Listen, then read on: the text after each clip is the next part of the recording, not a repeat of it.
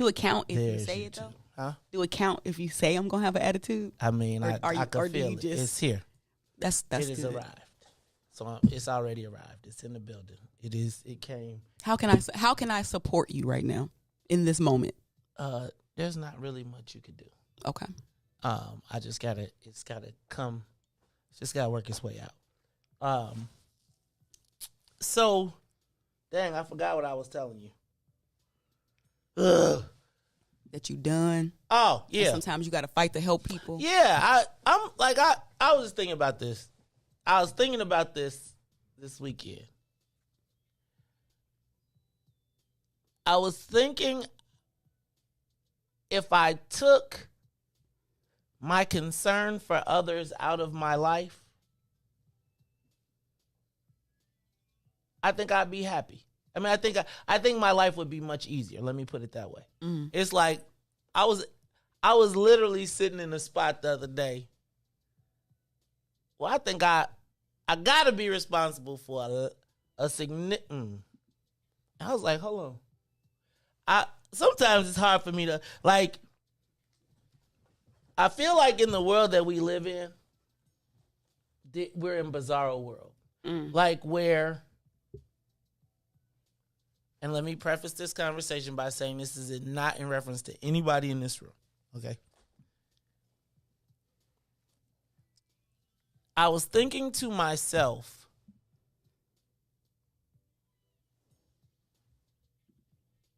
if someone, let me ask a question. How much money does a person have to pay you for you to feel obligated to do your job, regardless of how you feel about the person? Is it your specific job that you are specifically being paid to do? Yes. So I pay you a fee. Whatever you agreed on, whatever the agreement was. But even if you don't like, even if you ain't feeling me, how much money do I have to pay you to do your job, regardless of the personalities involved? Oh. Ooh. Well, for me, it will probably depend on the job. Okay. But if your job is managing personalities. Oh, well, whatever the set amount was. Like whatever the agreed upon amount was. I was just thinking about, so it's baffling to me sometimes. That I find it baffling that people put me in a position to be a jerk. And then when I'm a jerk, then they gotta not even be a jerk.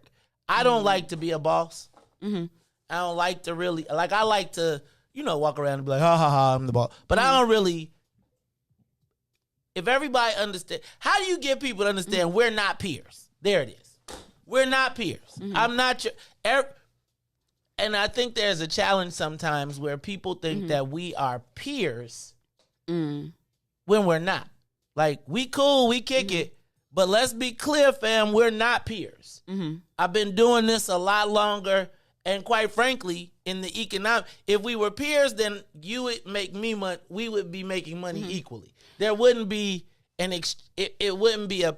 What is the results of the skewed hierarchy? Like, is there an issue because of that? I think it becomes an issue when it doesn't ever have to be an issue until it becomes an issue, until you get confused. And it's like, I hate when people get confused, because then it's like I'm the ass for being like, let's be clear now. Here's how it works. For flexing on them. And I don't even be wanting to flex. Like, I just be like, look, Joe, you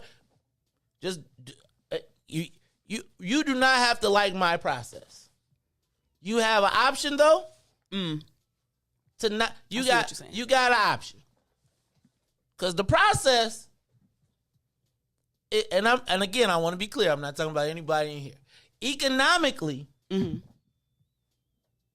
I mean, I just be like, I tell people all the time when it's my clients, I'll be like, did the check cash when the check cash? When the check cash. They said, what? Did the check cash? Does it afford your lifestyle? Does it, right? Part of life is having difficult clients. Right? But it is, and I have continually run into a challenge trying to help people when it's very simple. I could just, if I hired a white person, do you know what they would say? They probably call me nigga every day when they go home. But in my face, they'll be like, yes, sir, Mr. Jackson. And if I got what I needed out of them, but in the effort and the intent to try and help us, I find myself always the bad guy because I detest mediocrity. Like I'm not giving you, like, fam, I will pay you the same, I will get you the same, but you gonna give me the same treatment. Like I can't. It don't work both ways. Right. I go to the mat and be like, you got to do right by my people. Okay, so. Go ahead. You did it too. You sold me out too. Is this what you about to tell me? No, but just thinking of it from the other perspective, right? Like not knowing like the inner workings, looking at it from the other perspective. Like I think one time I heard you say we have a permanent business underclass or something to like that effect. But I also think that works in terms of like workers and like people's capabilities and people's abilities. And so like oftentimes like how can you not mentor and things like that in the workplace? Because we do. But when you think you know, like that's my, okay, so that's it. So a lot of times we are a permanent business underclass. You said that, right? Yes. Sound like something you said, right? Okay.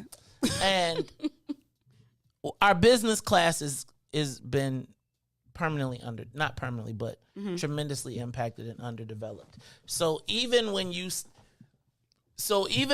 you are black sometimes and hired, and even at a high level, there's a lower expectation. If you come to me, I expect you could perform at the same level. Just like I'm not going to pay you less, I'm not going to expect less. And because you don't want to do it, because they always let you off the hook before, or they was like, well, we only have a diminished capacity. You know they can only do this much. So I don't ever see that. So often my demand is for your excellence because I see that they will let you underperform and go through life acting like, oh, you the greatest thing since sliced bread. When you the greatest thing since sliced bread for black people, but they got a whole different expectation of white people. They got a whole bakery. You be running around like, and they have made you, fluffed you up to be like you, and I be like, man, famo. But it's me. And it's like, here go the thing, cuz. I have, and even, and let me just, and I want to be clear, Ruthie. Even for me, I am underdeveloped, business-wise. To me, I am working right now in the space that I'm in, were I a young white whippersnapper with my brain set, right? I would probably be either a multi-millionaire, or I would be at a very high level in some government affairs, corporate organization across the country. And so, Ruthie, because I know that 30 is 60 for black people, I want the younger people to not have to wait till 50 to be able to enjoy the fruits of their labor. So I always feel like if you work hard now, I was at a breakfast this week, and there was this old white Madigan guy. And we were sitting at the table, and I'll be honest, he was one of the guys that very early in my career gave me a lot of pointers and a lot of opportunity and a lot of, like, it's where I got my first $20,000 check from the Democratic Party of Illinois. And I was just like, Jesus, in one check? And it was like, I had gotten bigger checks. But think about, Democrats gave me $20,000 for like a week's worth of work, and Rockefeller paid us $800 a month. Perspective. That's really why I got out of the music industry, right? Because I was like, hold on, dog. Y'all tripping. Damon Dash would be getting on the phone, screaming, yelling, talking crazy. I was like, for $800 a month? Dog, I was like, I can't take these calls. I'm going to have to put somebody else on these calls because they was just happy to be getting yelled at by Damon Dash. But I was talking to him, and it was me and another white guy. And both of us had the experience, and he was a jerk politically. Like, he would show up to your campaign office once a week, and he had this checklist. And he would just, like, and if you would say, I'm going to do it tomorrow, he'd be like, nope, what time you going to do it tomorrow? By who, when, what? And there was no fluff. Like, you could not, you know how you be like, you know how you could fill out a piece of paper and put a whole bunch of words on it and make it look, and somebody be like, you got a 30-page paper, but it ain't really saying nothing? He would be like, well, what does this mean, though? Not like the pontification of the... So I was sitting at the table, and I was thinking about how much of a jerk he was during the time, but how much of a pleasure it was to see him now, having had all of that, because it was what informed my... It's part of that stuff when I tell you I was part of the... You learn the dark arts, and then you realize that nobody's being taught that. And so it puts us at a strategic disadvantage because they got all the knowledge and information, and our swordsmen are walking around like they swordsmen, but they got a, like, you know, like, did you ever see that movie where it's like they make a collar, they put a collar on you and you walk past the line and it blow up? I know what you're talking about. They knock your head off. Well, anyway, it's kind of how I feel like our young political operatives are. It's like they all good until it's wartime, and then it's gonna be like, I'm a sergeant. What's, you know, like when you see them officers and they went to college, but they ain't been to war, and then they in charge, and then it's a sergeant that been to 300 battles, and the lieutenant be like, Sergeant, do what I tell you. Like Prince Harry and them. Right. Sergeant, do what I tell you. I went to school for this. Dog, this is war. But that's not what they did and said in school. It's war, dog. We gonna have to kill some people here. This ain't simulation. And I'm gonna tell you the last thing. I'm about tired of Negroes giving white people and everybody else more props than they do black people. Like, I'm about tired of, don't tell me what do not ever call me up ever and tell me what no white boy think about me, no Mexican think about me, no, in my pursuit of my money. If I'm concerned about what they if I'm concerned about what they think in the pursuit of my money, then you might not be the person that need to be taking care of my money. Don't come. Millennials.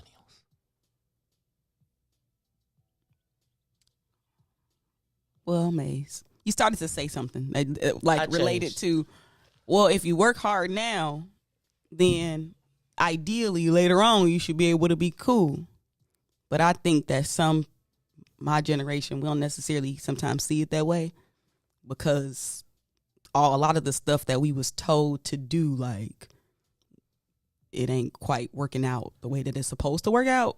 And so I think the concept of, like, it still does carry a lot of weight. Like, obviously, if you do this now, then you could do this later. But sometimes, like, our mentalities be a little skewed related to that concept overall, just because we don't necessarily, we see that you can't really, you reap a certain type of harvest, but you know how they say you reap what you sow, but some of us be out here toiling. I'm about to get my, I'm just worried about, that's cool. I feel that. I'm about to do it for my kids then. And I just worry about my kids, and y'all, I'm going to let y'all have y'all freedom. All right, y'all, it's the Maze Jackson Show. See, you can't start me off this way. I got to be focused. And then I had a flood of emotions this morning. All right, y'all. It's the Maze Jackson Show. I'm your host, Maze Jackson. Got my girl, Ruthie Moore. I think he was trying to be my millennial counselor today. Shout out to my man, DJ Riis the Ruler. DJ Riis the Ruler, how you feeling this morning? See? Mondays are Stay difficult. ready, man. Stay ready so you don't have to get ready. How you feeling, Riis? You just. I got you a birthday gift too. It's outside. I'm gonna get it for you, and that should give you a little bit of cheer, just a little bit. You know what? Can I tell you what? I know your birthday passed though, but it's a week. Shout out. It's a week past my birthday, but I'm gonna celebrate all damn year this year because y'all done played me on my COVID. I done got COVID 51s and all type of stuff. It is a Monday morning. I'm your host, Maze Jackson. Got my co-host, Ruthie Moore. Got DJ Riis the Ruler. Blessed by the best. You already know the rest. There you go. And we are now on the Soul Plane. So let's do this. Let's get the Soul Plane up. 60. Look, we ready. We got the Soul Plane. We up 60,000 feet. And we are up and away. Hey, Ruthie. Do we have to wear a mask on the plane now? Because I just saw that. I don't know. Woke up this. I'm wondering because there was a temporary restraining order in the state of Illinois that means that we do not have to wear masks at least in school, and it's against the mask mandate. So I'm trying to figure out what the heck is going on here. Does that mean we don't have to wear masks? Do we have to wear masks? Well, you know the top Chicago doc said we was gonna be able to take them off in them restaurants soon. I don't trust nothing she say. She ain't. You know one thing that bothers me about the news is how they just do these soft plants to see how people gonna react. Like they keep doing that with the pandemic. Like they release the news ahead of time. Like they just give you a little soft taste of it to see like what's gonna happen before they full blown like roll it out. Like I think if we ain't see nothing else, I think it might be I don't want to use this word, but no pun intended, but a grave mistake to be lifting up mask mandates because you can't go back. Once you tell people again, okay, take them off, then you're going to have to say put them back on again. So why can't we just leave them on? They better do this sound like, what's his name? Teddy Pendergrass moment. Take them off! Do you think that that's related to truly like a drop like in the cases, or do you think it's because people ain't eating at restaurants because they either refusing or because they not vaccinated or because their young people are not vaccinated? I think it's all of that, Ruthie. I think they are trying to figure out whatever they could do to keep the wheels from falling off this bad boy is what I think. Something that I experienced was trying to take my nieces to eat like in the city, because they're not from Chicago. So I found like we couldn't go nowhere. Like, and I just it was kind of sad because I didn't really think. I said, okay, I gotta like drive outside the city limits or take them to Indiana. Or you could have took them. Or you could have took them to You could have took them to Oak Brook, like outside of Cook County, right? As soon as just outside of Chicago. And then I'm thinking, and Indiana, white people ain't enforcing it nowhere. I was gonna go Indiana, but I'm just like, this is like I gotta get it to go. Like, well, could you just think about this? Chicago, you can't even go in the restaurant. I told Tamiko, let's have meat for lunch. She was like, I can't go in no damn restaurant. You can get it to go though, right? Yeah, you can. You can, but it's crazy, man. These mask mandates, and I don't know. I'm not necessarily against mask mandates. Mm-hmm. But I do think that they got to be consistent with it. I think if you actively sick and you coughing and you hacking and you got the vid, like, okay, you probably need a mask on your face, and I probably need one on my face too. If you got the vid? No, I'm saying like, if you do, like, but it's such a slippery slope because some people don't even know they got it. Like, they be knowing they got it. Some people probably don't. People be like, where is the big J? You can't even cough no more nowhere. That is funny. You do cough. People be like, I'm gonna tell you when I be tomorrow I gotta go to my thing, and when I go to my thing, I be hoping I get there early enough so I don't have to sit next to the white dude that just be and then it's like I be like, dog, don't cough in, and then he like cough and let it out. Like he cough in it and then he'll do like this so he could kind of float out. And I be like, man, Charlie, You know, I grew up around people who had spit tunes. Ding. Yes. But I can't imagine that during COVID. Ding. I used to see them on TV. Like on the cartoons. They'd be, Granny used to be, ding. She'd spit in the thing. My grandma chewed tobacco. I know a lot of old grandmas that used to. My play grandma Chattanooga choo-choo. She used to get that, whatever that thing is, she used to break a piece of it off. And that's snuff. That's called dipping snuff. No, it was a chunk though. It wasn't not the little powder. It was like she broke a piece off. Like a little block. Yep. That's snuff. Mm-hmm. I think they changed anything you put it right there and just be Ding. I just remember that from the cartoons. All right, y'all, it's the Maze Jackson Show. I'm your host, Maze Jackson. I can't wait till I get I got a Will I Am mask coming. It's gonna be like, yo, my name. Don't you know the number one rule of new tech is not to get it when it first come out? Yeah, but if you don't get it when it first come out, then you like I'm in the game. Like I'm an early adopter. See, you know what? what? Give me some Apple glasses too. Oh, ooh. They got Apple glasses. They like Google goggles. I mean, they goggles. Like they Google got Glass. It's what do you call it?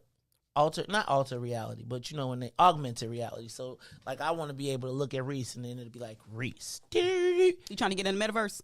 No, man, I told you. Oh, did I tell you about the time I was in the metaverse and got nervous? All right, check this out. I got my Oculus. I was in the metaverse. And I was watching a basketball game. I was courtside at the 76ers versus somebody. And so, you know, in the metaverse, you can walk around. You can take the elevator up, down. You can watch from the club level, the balcony, like whatever.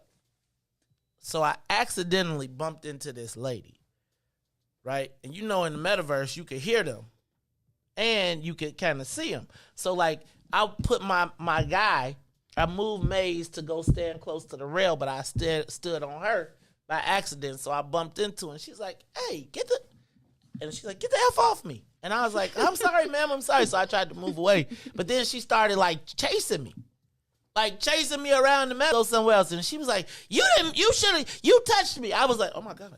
So then I moved, and I tried to go out the metaverse and go up. Then I tried to go up to the third level. She took the elevator up to the third level and is steadily cursing me out, right? And I can hear her.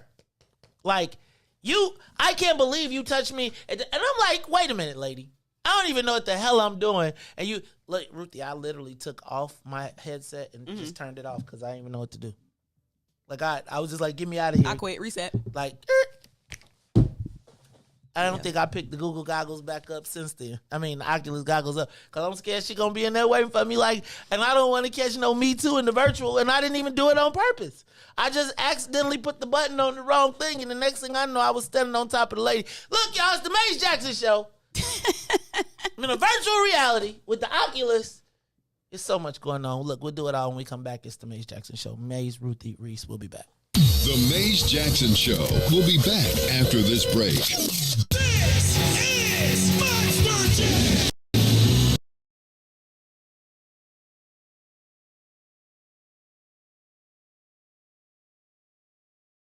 State Arena, 25th through 27th. And now, traffic and weather.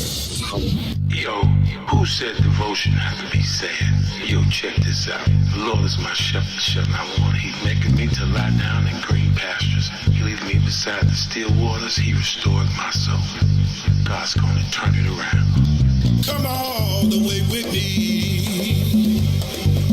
Good morning. What's in it for the Black People Media family? The time is now 6:38 a.m. I'm Reis the Ruler with your Chicagoland area sports traffic and weather update. Over in sports, the Chicago Bulls at home in a conference battle against the Philadelphia 76ers. DeMar DeRozan did score 45, but wasn't enough as Joel Embiid, 40 points, 10 rebounds, would be enough to hold the Bulls to a 119-108 loss. Let's head over to traffic on the Kennedy O'Hare to the Loop is 20 minutes. Outbound to O'Hare will be 17. On the Edens, 28 minutes in both directions. That's Deerfield to the Exchange and back. On the Eisenhower, we got Thorndale to the Loop, 32 minutes. Back out to Thorndale, 28 minutes. On the Stevenson, from I-355 to the Dan Ryan, as well as outbound, will be 32 minutes. While on the Bishop 4, we have an accident inbound. So from I-80 to the Dan Ryan is now 53 minutes, but outbound will be 26 minutes to I-80. The Dan Ryan is 15 minutes to the Loop, 13 minutes to 95th.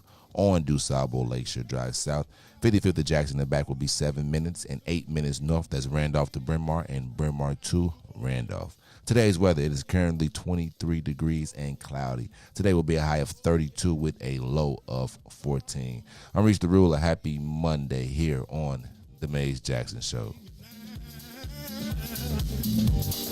Come all the way with me. Please.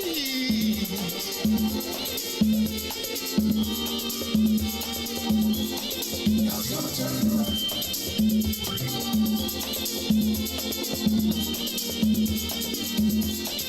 God's gonna turn it around.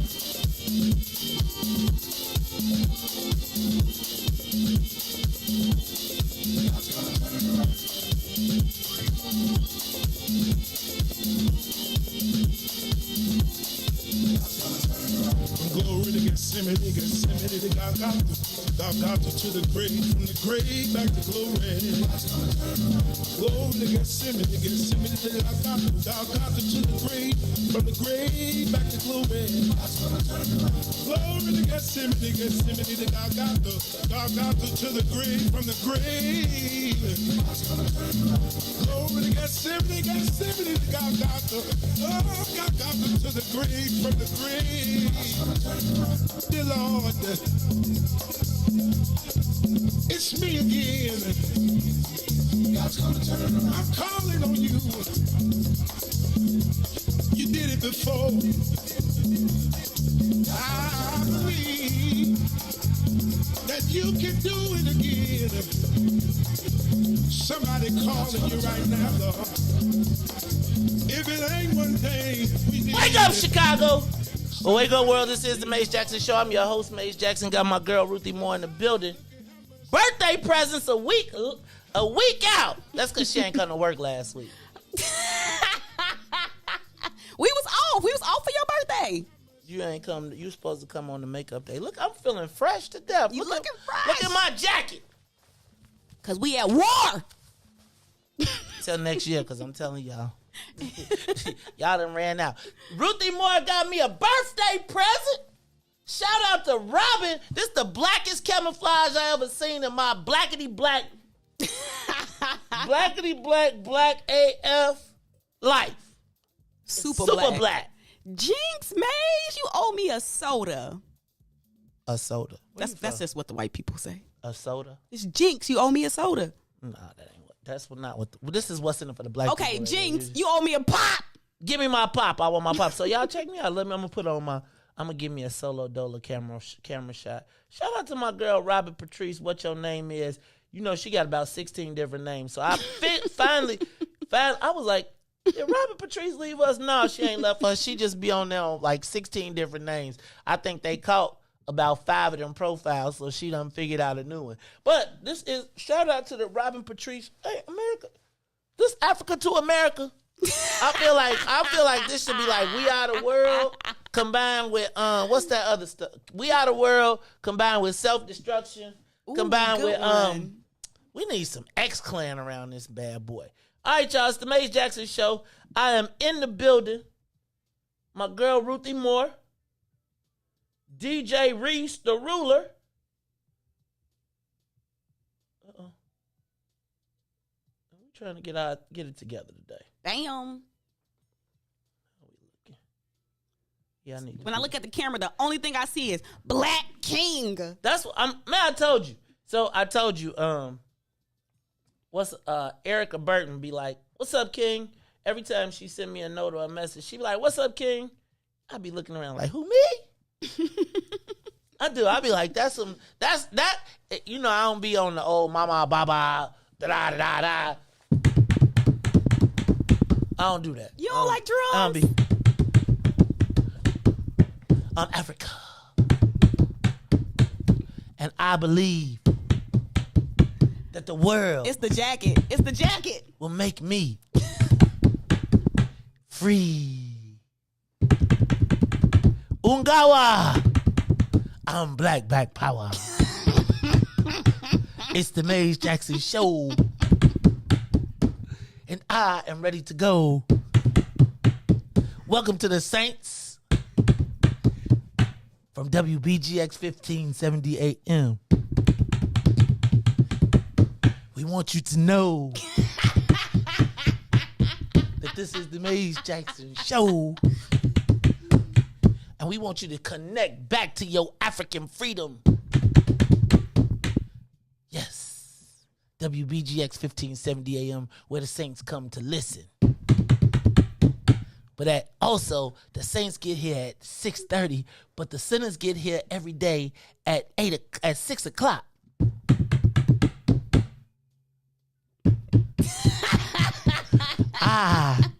Won't you? Oh my goodness! Y'all cannot give me.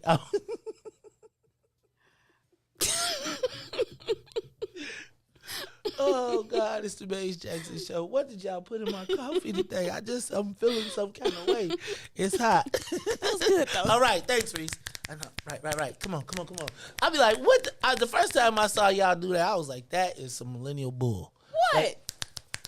You know how loud clapping is? The poetry got to Clapping is so loud and distracting.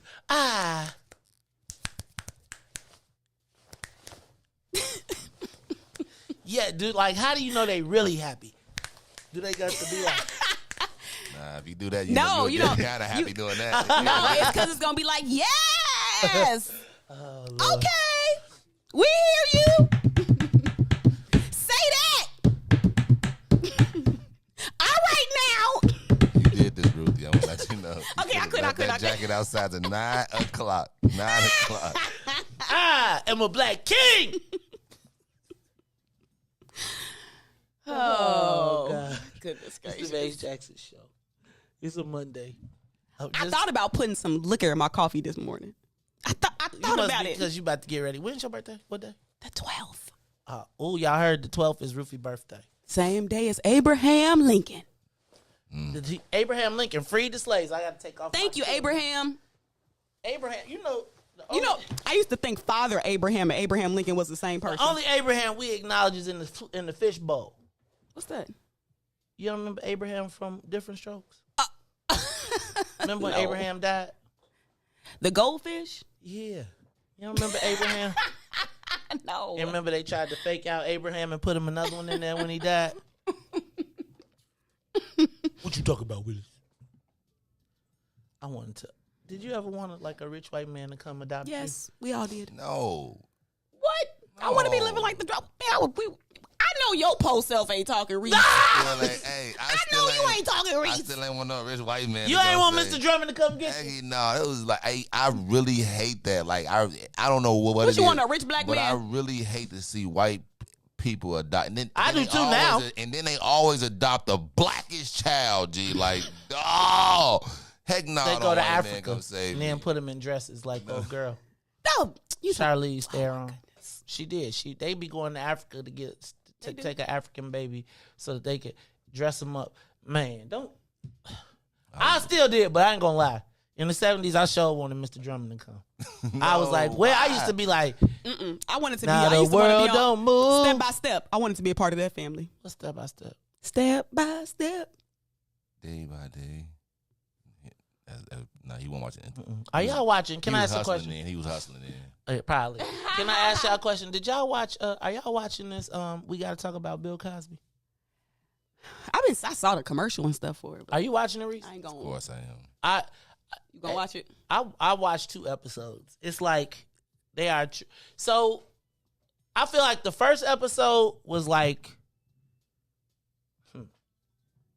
So I feel like they give you the first episode. They gave you about 40 minutes of why we should all be compromised on Bill Cosby, right? Like, and then like yesterday I watched episode 2.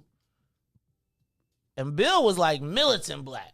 Like they was like, oh, he definitely was a race man. When do you see that Black History special he did during the 70s? When I see it on YouTube. Man, Bill was snapping off. I was like, you ain't. That don't sound like no Jello pudding pops. But boy. Do you remember? Did you watch? Did you ever see Bill Cosby himself? Mm-mm. Okay. You didn't. You don't know about chocolate cake? Mm-mm. Oh God. I mean, they just made me think of so much. Okay, one day we're gonna have to play chocolate cake. But I'm just telling y'all. Chocolate cake. Man, Bill Cosby, chocolate cake, and the kids. The kids convinced him. Like the mom went out, and the kids convinced him that because the cake had milk and eggs and all the stuff and flour and butter, it was the same thing. Mm-hmm. And so everybody had chocolate cake for breakfast, and they was singing about him, and they was singing like, "Dad's the great for chocolate cake, and you so great, Dad, for chocolate cake." And then mom, this was a Cosby episode. No, it's Bill Cosby himself, his stand-up. So in the middle of okay.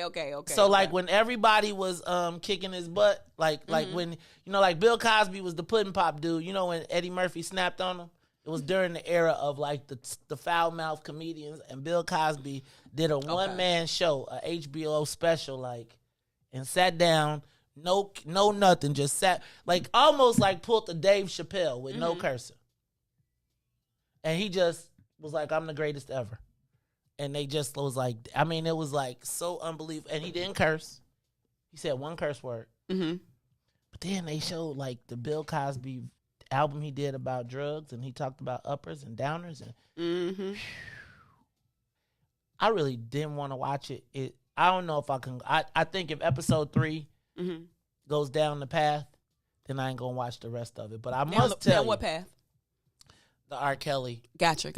Like, there's some of it that was very intriguing. Like, I love all the good stories. I hate the white girl. I took the pill and I didn't know that I did take the pill, and I did take 2 of them. I just be like, okay.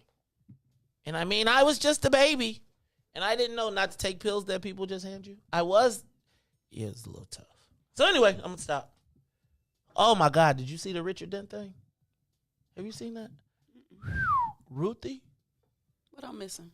So Richard Dent apparently lost a contract for energy services that he did over sexual harassment.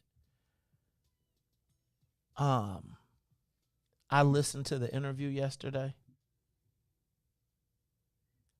We gotta get brothers a better way. Like, here's what I think has happened, Ruthie. I think the world has changed, and I think that there's a lot of stuff that so I know I ain't up on everything, but I could clearly tell that there's a lot of brothers that just ain't, like, I feel like there's CEOs, there's all type of people who just have not made the switch to the new world. And I felt really some kind of way about listening to the interview yesterday with Richard Dent on WBBM with Craig Dellamore. And I felt like it was almost like Femo. Shh, don't talk. That was a tough listen yesterday. And much love to Richard Dent and the Bears and all of that. I just think we need to get somebody needs to get with him and get his media in order. I think that they had the president of the SCLC from somewhere that they couldn't freak Ruthie. Oh, I see what you're talking about. I was like, do they have the interview up there? Mm-hmm. The video, the audio? Mm-hmm. So when we go to break, I want you to just listen to just a little bit of it. And I just, all right, y'all, it's a lot. You know what? I didn't even do no headlines, and we didn't get to the social media question of the day because you damn millennials. All right. So I said that the court has a temporary restraining order on the mask mandate. They're saying that the Russian invasion of Ukraine is imminent. Ruthie, when I think of these invasions like this makes me think of World War II when Hitler invaded, I can't think of the little place. But remember, the guy got killed. The Duke of Duchess got killed at Yugoslavia, and then it kicked off the dig, and then the next thing you know, it was an invasion. And I know Russia's trying to get back the old USSR. Mm-hmm. But when people don't, like, are they building an empire? Are they empire building, and is that our business? Germany, like, we ain't, look, what you talking about? Take them. We need our gas. Hey. I just think it's dangerous for Russia, China to link up. Russia, China, democracy at risk. It's the Maze Jackson Show, where we will free your mind. Okay. All right, y'all. Let me do the next one. Did you see the Illinois Retail Merchants Association and Attorney General Kwame Raoul are launching a crime bill to take on organized smash and grabbers? You think it's organized? You think smash? I think there is. What does organized mean? Me sending you a text message, right? Yeah. Well, let me I back don't know up. about that.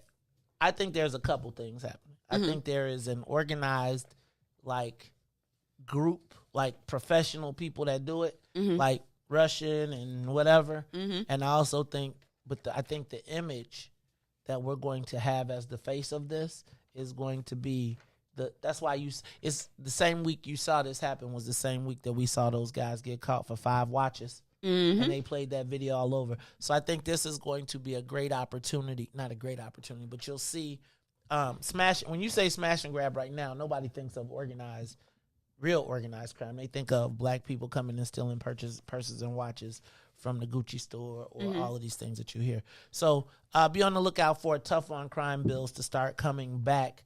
And it's going to be tough for Democrats to push back. I think crime is the number one issue around the state that is being focused on. That's why you turn on the TV and every governor commercial for the Republicans is crime, crime, crime. I think that's what the polling is showing. Straight up, crime. Protect retail. Chicago this weekend. A lot of buzz. I don't think I'm talking to Beulah, though. I think we about to have to put Beulah up out the Lions Den because she didn't get us no tickets to the Donda Academy. Not that she got anything to do with the Donda Academy coming to Chicago. Did you see Kanye came to Chicago this weekend? First of all, back up. Did you see Glenbar West versus Sierra Canyon? I just heard about it. Okay, y'all know Sierra Canyon. Y'all remember, just so we're clear, Johanna Leah, her son, Amari Bailey. Remember Johanna that used to be on the Maze Jackson show that all the sisters was hating on? Then she went and dated Drake. Moved to California, got huge. And all the sisters in the Lions Den was like, why is she even on the show? What is she talking about? She told y'all stop getting them booty lifts. Remember she showed y'all the surgery and everything and how she got the implants removed. And then she went on to, she came back this weekend with her son, Amari Bailey, who's the number 2 player in the country. McDonald's All-American. He returned home and they played Glenbard West and won by 2 points on a 3-point shot at the last second.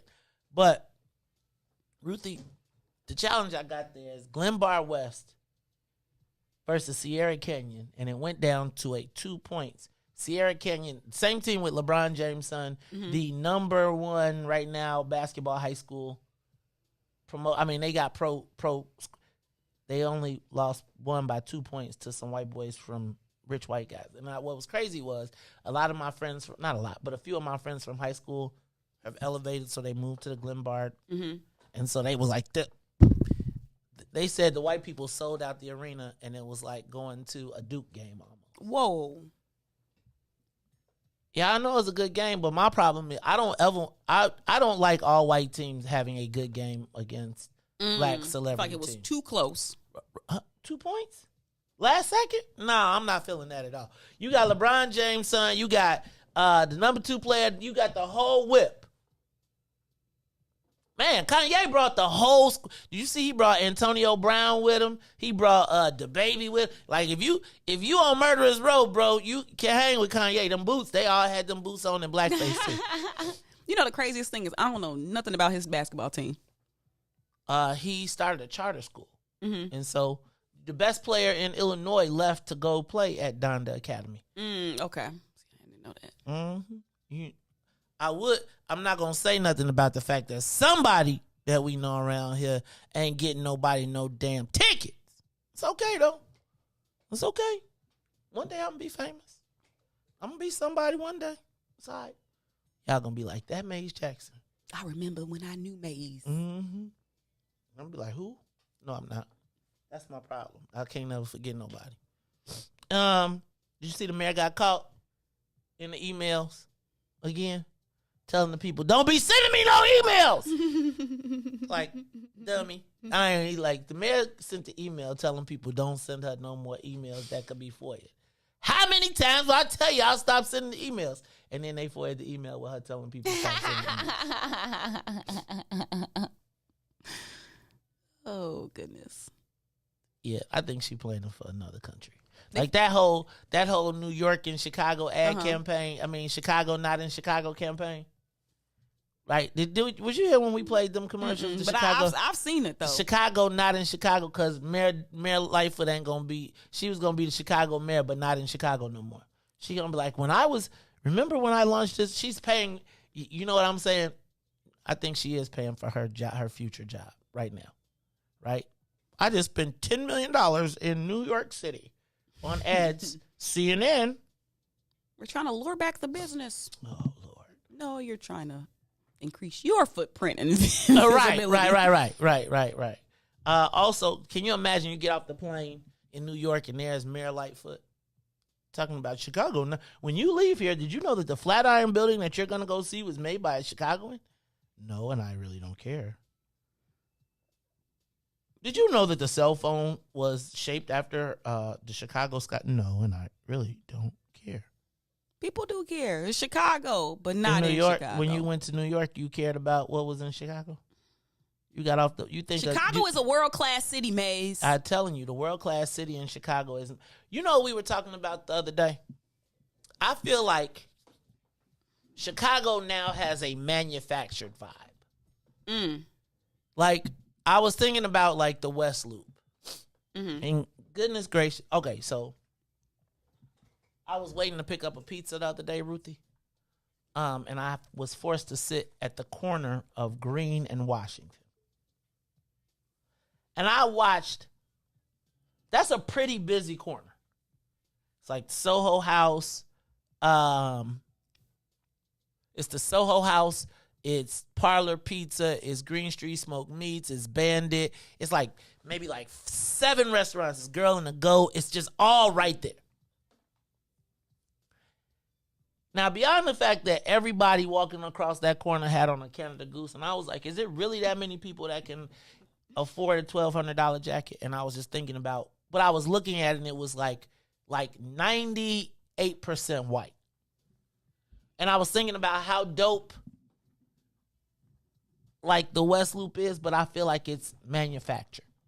Like I don't feel like, it doesn't feel like Chicago, right? It feels like they took New York and built a big chunk of New York right in the middle of Chicago. And like, I feel like it's cool for all the white people. Like, I feel like there's no Chicago soul or vibe in that, if that makes sense.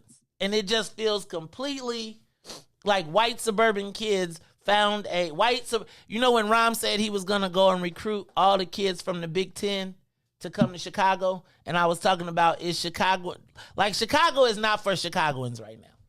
It's really not. I was just thinking, like, I love all the cool stuff, but it's like everybody bringing somebody else's something here. Nobody from here built up anything, right? It's like New York came to Chicago and was like, so did y'all watch Power yesterday? The new Power Book 4 with Tommy? Some of y'all did, and it was like, I feel like there used to be a time when Chicago was not sweet. And now I feel like Chicago is sweet. Like, I feel like it used to be a time you could not just come to Chicago and open up. Like, you from New York and you finna do what? Oh, nah, dog, not happening. Now I feel like when I was watching he was like, hey, man, New York is dead. We can come to Chicago. And I feel like it used to be a time. Hey, Joe, ain't now. Sorry, dog. It's just like when they said crack did not get to, wasn't no, you know this ain't no Bloods and it's Bloods and Crips everywhere in the world except Chicago. Try it. Good observation. But it was like they said like the Stones and said no crack.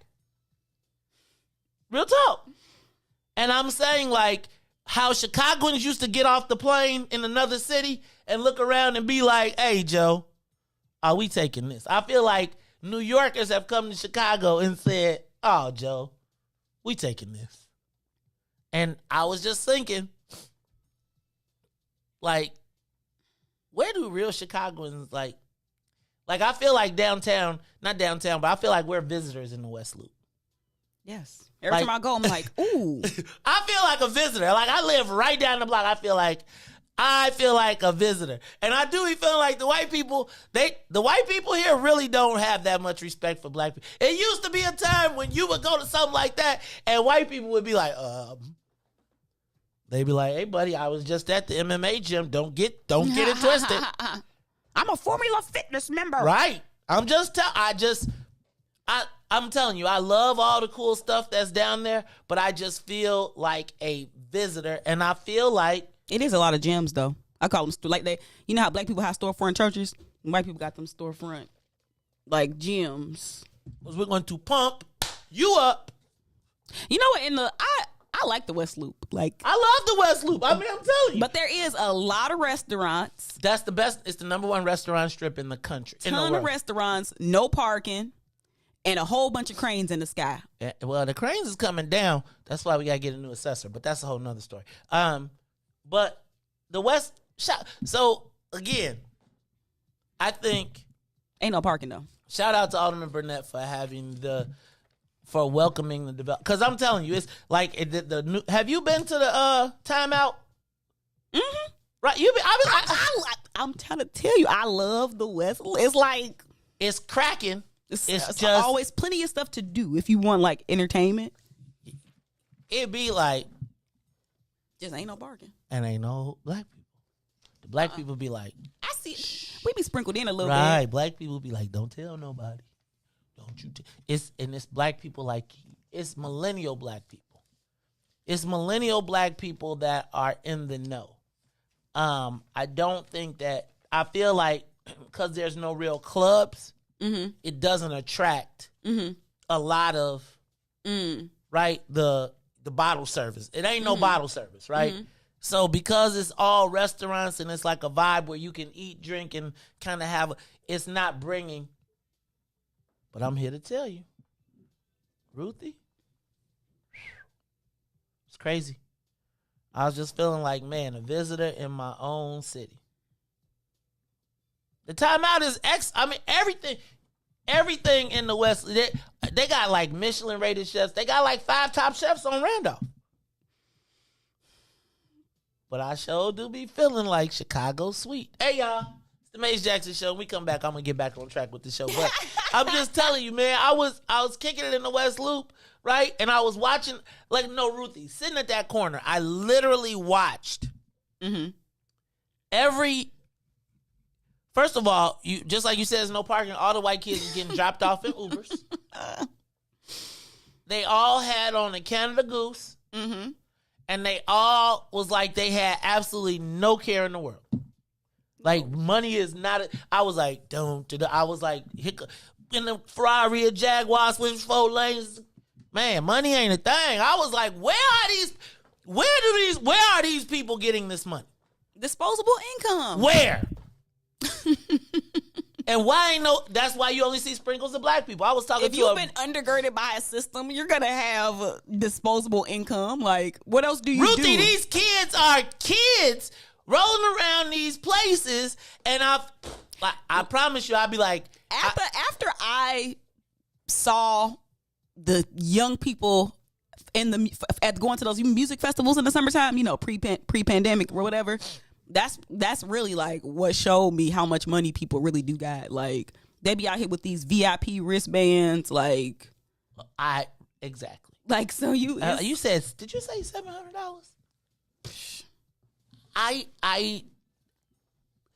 like it's a tale of 3 cities at this point. Because it's I feel like there's the Chicago North Side, South Side, West Side thing. Mm-hmm. But then there's this emerging, not Chicago group that is Chicago, not in Chicago. right in Chicago though. In Chicago, Not Chicagoans in Chicago and becoming more influential than Chicagoans. people always look for something new and fresh, and you know. This concept of Mr. Charlie's Ice. That's how like Chicago. That's how Chicago do you. You can't be from here. Going to Marion in the summertime because they be like, "You from Chicago?" Marion, Illinois, or Marion, Indiana? Indiana, because then you could get like the girls would be like, "You ain't from here." You know they say the city of haters. Ain't that what they say about Chicago? Is the city of haters? They love these white people though. I don't think Chicago is the city of haters for white people. It's for black people. I'm just telling you, West Loop off the chain. Mm-hmm. But I'd be like, these are not Chicagoans. These people are like, man, they came to town on a visit and was like, I'm never leaving. This is so beautiful. This is a beautiful city. It's like Chicago is a world-class city, and other people know it. Now. They've been knowing it. Nah, that's why they slowly. We ain't the city that works no more. That's why we soft as hell when the snow comes. The city that works. That is that what Chicago? That was the slogan. The city that works. Man, we used to see millennials done forgot. See, they around here talking about it's snow outside. We can't go. If it ain't 18 inches, we supposed to be. And I do need to say this also. Just on snow removal. Y'all mean to tell me we still can't park? Y'all mean to tell me? Yeah, this city is the city. We got soft, man. I think people think we sweet now. And I be looking. Let me just say this. Sitting on the corner of Washington and Green, I prayed, dear Jesus, that no one decides to sit at that corner like I did. Because if somebody with ill intentions did, it was like lick. How many licks do I get before? Like I really. Okay, because I was just telling you. I was sitting there thinking to myself, like, hunting season. Man, if I was hungry, I know I'd go to eat. But you know they went to the ballets. And that's why the University of Chicago got their own police force. Man, Ruthie. But you know, like in the West Loop now, they ain't even building nothing less than $1 million. What? $1 million. Million. How do you feel? This is like kind of random, but I was in Chinatown and I saw that they had like private security. How do you feel about neighborhoods getting and utilizing like private security services? Not very good because we saw how that worked when Mayor Lightfoot tried it during the pandemic. Private security's job is to keep the Negroes out. That's what the job is. Period, point blank. If you see a suspicious Negro, if you see a suspicious, read black, person walking, riding through the neighborhood, zero in. What do you mean, what do I think about private security? Why do you think if you go to Nordstrom's right now, they got two big old aggressive, I'm talking about intimidate you from coming into the store unless you are literally, like, don't shop at Nordstrom's if you plan on, like, not rack. But if you plan on shopping at Nordstrom's, do not shop without being like, here go my, I'm better. They got guns, they mean mugging the whole you did. They armed too? Yes. I'm telling you, Ruthie. It's like sweet and not sweet. And it's like, I feel like the non-Chicagoans are really what's messing it all up. Because I do feel like, regular Chicagoans, black or white, knew what these white people that's from not around here, I left my car with the keys on it in the ignition. Where the hell do you think you are? I was just running in the store really quickly. Right, and I just left my... Man, if you don't get your... All right, y'all, it's the Mace Jackson Show. We're going to take a quick break, and I promise you we are going to do a show. I promise you are. I promise you we are. I know ain't none of this on the paper. Well, some of it is. But we're going to do a show because this next hour is going to be... I got questions. And so I want to have a real conversation. I don't want anybody to be offended. But I do... Don't be looking. You like, damn, what I got to ditch? Like, she like, anyway, I want to talk about black people, our recourse, and then it's going to take off from there. It's the Maze Jackson Show. We'll be back after these messages. The Maze Jackson Show will be back after this break.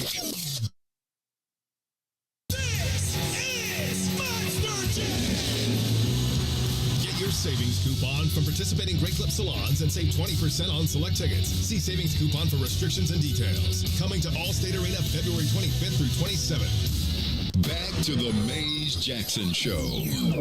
You are listening to the most dangerous show in the morning. This is What's in It for the Black People Radio. Maze Jackson. Maze Jackson, the most vociferous advocate for black people in the world.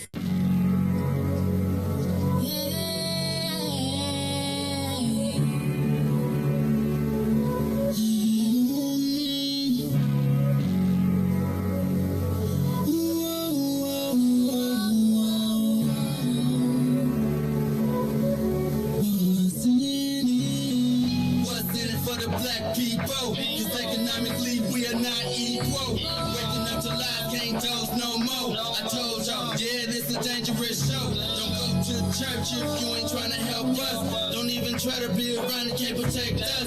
We see the lies now of the politicians. We need money and no symbolism. It's Maze and Riis and Ruthie and Ty, explaining how we all come from God, giving us tools to beat the odds. If we united, our movement gon' stop. If they ain't trying to help us, they ain't trying to do nothing. We gotta do something, we gotta stop running.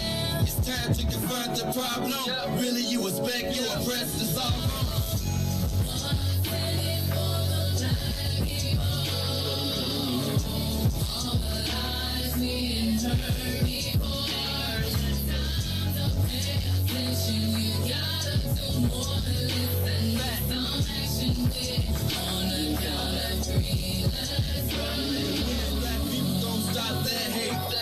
In the mirror, realize you great. Yeah, we always argue with our brothers, but ain't nobody gonna take our place. Just stay in tune and stay on top about who forward, about who not. Just green light all the black economy, then watch all the shooting don't stop. To my black people in power, just remember we put you in power. If you really wanna save all the black princesses, be Mario and not Bowser. They gave us a hard job. We gon' make it if we do it together. Divide we fall, we gotta evolve. With confidence, you are ready before you started. With no confidence in the people, we always gon' be the people.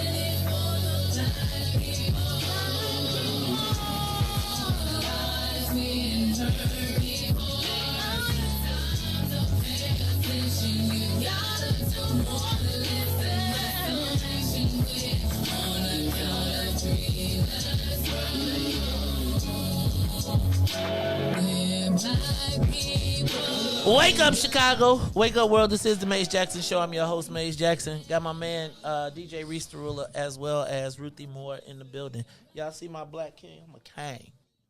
King around this morning. Yeah, it's a lot going on this morning. It's the Maze Jackson Show. I'm your host. It's not. Wait. Hold on. Okay, anyway, it's the Maze Jackson Show. I'm your host, Maze Jackson. Got my girl, Ruthie Moore, in the building. And we are going to have let me do a couple more things. Federal trial today begins for Patrick Daley Thompson, first Daley to ever be on trial. That is one I think they're saying he was in he had $200,000 in false tax returns are filing. So we're going to be watching that. There was a time when it was unthinkable that a daily would be on trial. And because they controlled everything in the city from top to bottom.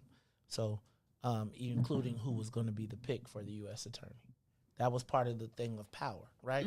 Is that for years, and if you look at the names of all of the U.S. attorneys, they were all Irish. They were. Interesting observation. The Irish decided that they were going to control law enforcement and judiciary when they decided that they were going to get out of being the Negroes of the city. Because remember, it used to be a time when the Irish moved on your block and the black people would move. And now things have changed. Oh, how they've changed. Also, want to acknowledge the passing of blues legends Sam Lay, 86, Jimmy Johnson, and brother Syl Johnson, both who died within a week of each other. Syl Johnson, who you may know as the father of Selena Johnson. Selena Johnson. He passed away. They said he was one of the most underrated blues men. But then later in life, it was the Wu-Tang Clan that sampled a lot of his music that then paid him royalties that allowed him to live much better later in life. So that was a pretty cool story. Shout out to the RZA. All right. Ruthie, did you hear the story of Amir Locke? Amir Locke, in case you don't know, is the young man in Minneapolis, Minnesota, sleep in his own apartment, wrapped up in a blanket, on the couch, gun nearby or in hand, where he was, within 9 seconds, killed by the Minneapolis police as part of a no-knock warrant search. Now, the other part was Amir was not the name on the search warrant. It was actually another person in the building or who lived in the apartment that that police were searching for because, quote, he had a previous altercation with the police, end quote, which sounds to me as if they were hunting. Apparently they had a key, but they entered the apartment and shot him. He had a concealed carry. It also was not lost on me that he was in his own home or abode. If the door opens, now let me just say, Ruthie, remember our concealed carry class, and you think about Joe. Joe got a gun everywhere, right? He like, I got a gun in the hair of the bun of my, right? Like, help me understand what recourse do black people have? Now, let me back up, because it's not lost on me that this happened in where?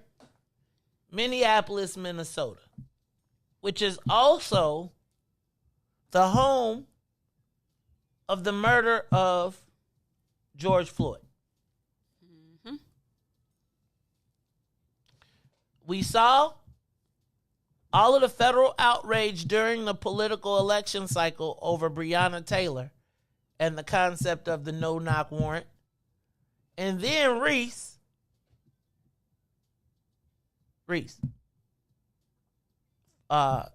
and Jeanette. And then we see the Anjanette Young story. And if you got it, I want to play the whole thing because it goes back to, because this is the concept of the no-knock warrant. You got it? Let's play it. Today we learned that a Kentucky state grand jury... This was last year during the election cycle. The officer responsible for killing Breonna Taylor Rulings like this one set us back and come as yet another challenge to the hard work and progress we have already made. It means we fight even harder against the systems of inequality and injustice designed to keep too many of us down. We will and we must continue to say her name. We will and we must continue to demand Oh, justice. he was at his cousin's house. Okay, thank And you. we Pat. will and we must Still do was invited. everything in our power to prevent any more names from being added to this role, like George Floyd, or closer to home, Rekia Boyd, and Laquan McDonald, and too many others. I want you to know that I support you and will do everything in my power to protect you.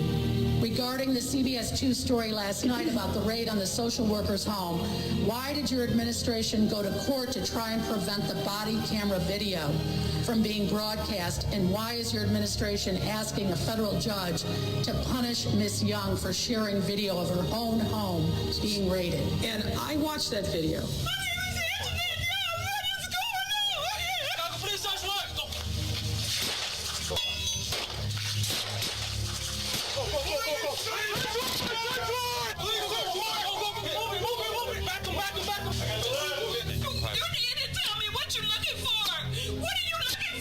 Now, this case was litigated in federal court. The federal judge put in place an order. There's allegations that she has violated that. A federal judge put rules in place. It's for that judge to determine whether or not that was appropriate. I'm not going to sit here and second guess a federal judge or how the information related to that matter was handled. That's for that judge who I know and is very competent and I'm sure will be fair in assessing. Oh my God, this cannot be right! How is this legal? Because COPA has not yet made a decision in 22 months on this. I just, look, we got to fess up and we got to clean it up. You have the wrong place! You got the wrong house! You got the wrong house! We will and we must continue to say her name.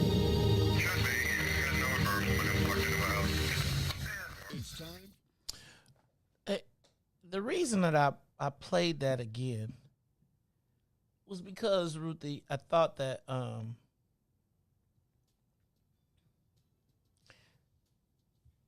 India, I thought that was Breonna Taylor. Mm-hmm. We said it would never happen again. You heard the mayor say it would never happen again. We were going to fight and change.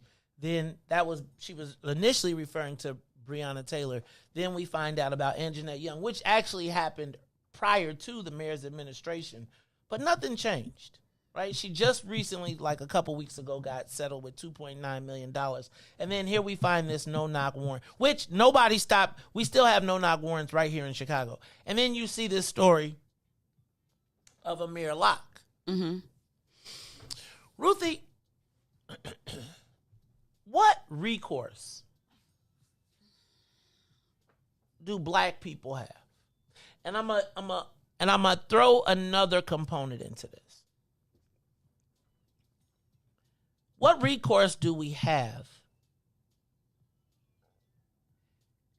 beyond the sacrifice and mutilation of our bodies? Let me back up.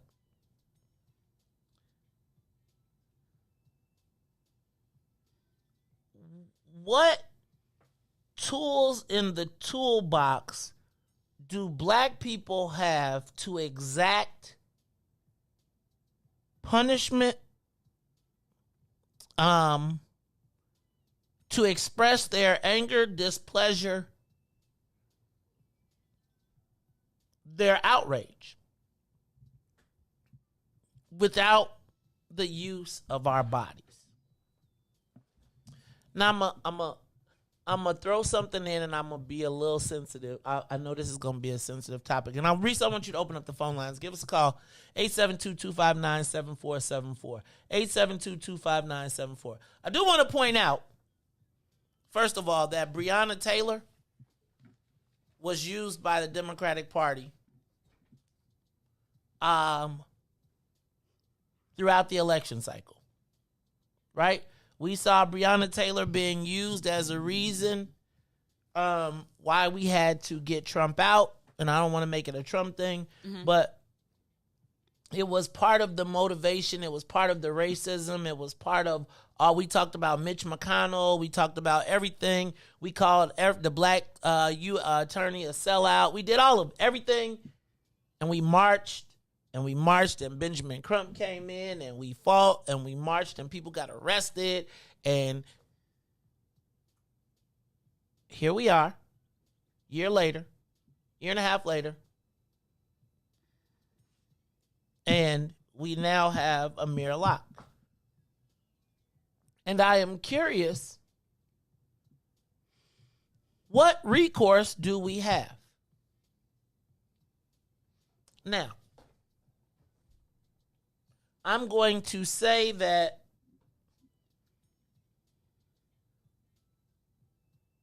first, it's not lost on me that this happened in Minnesota. And thank you, Patrick said he was at his cousin's house. So that would explain probably partially why, but still not to me. Because they killed the wrong person. So let me ask, and we know how this is going to go, Ruthie. Attorney Crump is going to get on. We're going to see the video ad nauseum. The play already started that way. Yep. The family is going to be on TV crying. We're all going to go march. There may be violence. There may be police reaction. We may jump in front of and fight and brawl with the police. And then there will be counter protesters. This one ain't going to go as good for Black Lives Matter, though. I agree with Black Lives Matter, but I'm not talking about... So Black Lives Matter, but the black people. Like, let's take... Black Lives Matter is one thing, but I'm just saying black people, okay? Because Black Lives Matter has positioned themselves in front of black people in these outrageous, these murders, cases of outrage. But Ruthie, and y'all give me a call, 872-259-7474, 872-259-7474. What do we have beyond the sacrifice of our bodies? I'm gonna take it another step.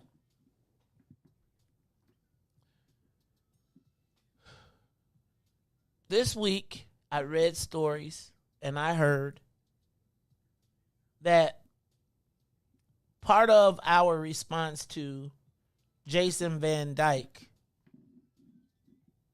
getting out is our willingness to go to jail. Some of us. Some of the most dedicated people to this. But my question is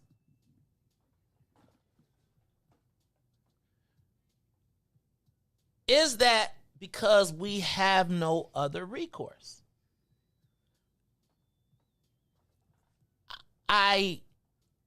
Or we feel we have no other recourse. Jason Van Dyke, and let me take it another step. I think that black people's strategy is to hope or beg for sympathy in most cases. Part of my analysis of this is because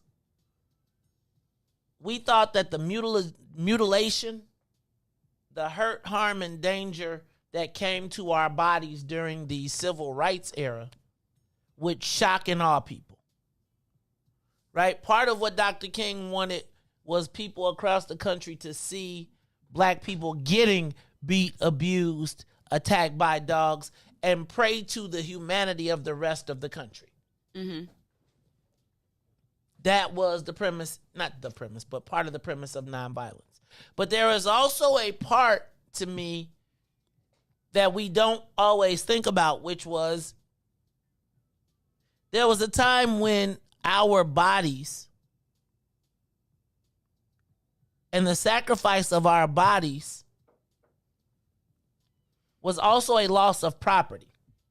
So white folks would be concerned about not destroying the property, keeping you alive. That's why when they used to torture slaves, it was to keep them alive, but they was not trying to kill them because I'm not killing something that has a value to me. But now that you don't have that value, why do we still feel like putting our bodies and our physical safety on the line is something that will draw compassion or change our outcomes? See, it used to be a time when people used to see dogs chasing black people and they would be passionate and be like, oh my God. Now you can literally turn on the TV and watch black people be shot down, killed, dead on body cam footage. So you've become immune to that, oh my God, the suffering, the pain, the hurt. I got you. Right? When you can see Walter Scott running away and the cop shoots him 7 times in the back. When you can turn on the video and see, remember, I don't know if y'all remember when we played the video of the cops letting that dog eat that brother up alive. He had a broken jaw or a broken leg and they let the dog eat his face and the whole thing. And it's like the brutalization of our people has been a sport. And so when we say we're even going to get arrested, is it because we have nothing else of value that we can put on the line, or that is remember how I say help or hurt? And we hope that the self-hurt will be enough to draw the mercy, not force, but the merciful response to us. And the challenge I have with us going to court or being willing to get arrested is that you give up another level of leverage. Because even if they let you go, right now you're facing federal charges, not state charges, but federal charges. And if the prosecutor decides that he wants to be a jerk, a federal jerk, one, he's going to drain your money. 2, they're going to threaten you with the possibility of going to jail, which is going to either force you to be quiet or force you to step up, but then press you to go into a place where you can really do no benefit. And if you don't think they will lock people up, they will. Now, I'm not saying you shouldn't be, that's not it, but I am asking, do we have any other recourse besides the physical, us throwing our physical bodies in the way? And the hope that there will be mercy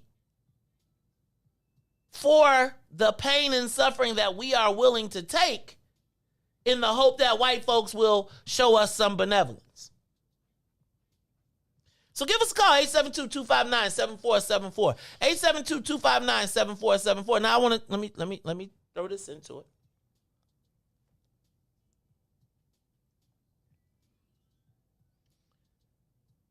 Did y'all see Joe Rogan? What's been going on with the Joe Rogan situation? Because I want to throw this into this whole mix because I want to talk about our recourse. So Joe Rogan was dismissed from, was initially at one point kicked off of Spotify they initially said for for COVID misinformation.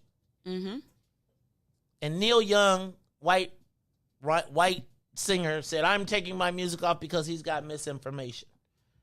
And so other artists decided they were going to boycott. And so then India.Arie got in it because they said it's what's the name of those people? Spotify doubled down and said, we've got to have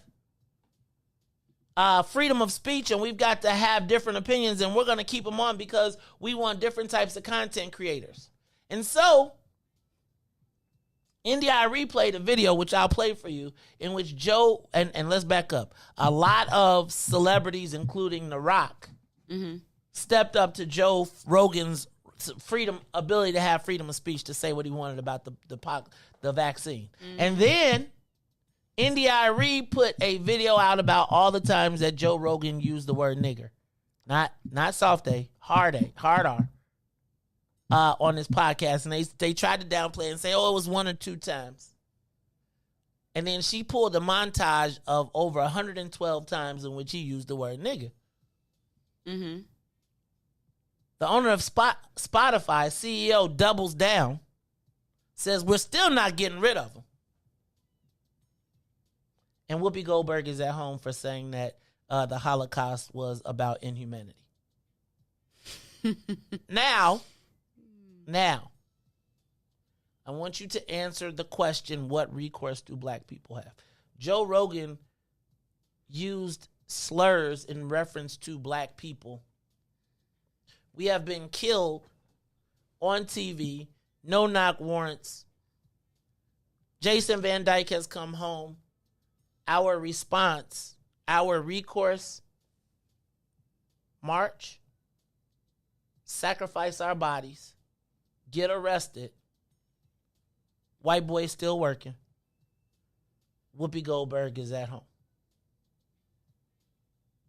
Sent home by a black woman who had to reaffirm our commitment to our Jewish friends and family and community. Joe Rogan, still on air.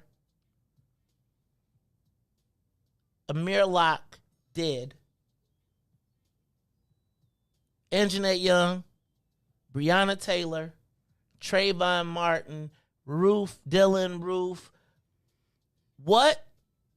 Walter Scott, Baton Rouge, Louisiana, Baltimore, Freddie Gray, Baltimore, Michael, what's my man in Ferguson? What recourse? Y'all, I want y'all to be clear.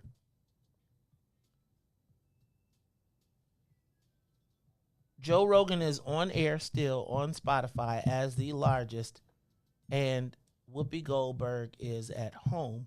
And we are talking about getting locked up or marching, fighting police, and nothing has changed. What recourse do black people have? Give us a call, 872-259-7474. Reese, take a quick break and then come on back. It's the Maze Jackson Show. We'll take your calls when we come back.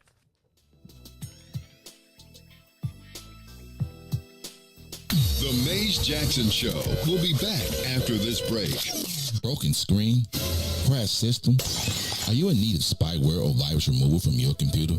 Well, contact RPC Computer Repair in South Shore and let us help you with all your computer repair services and print needs.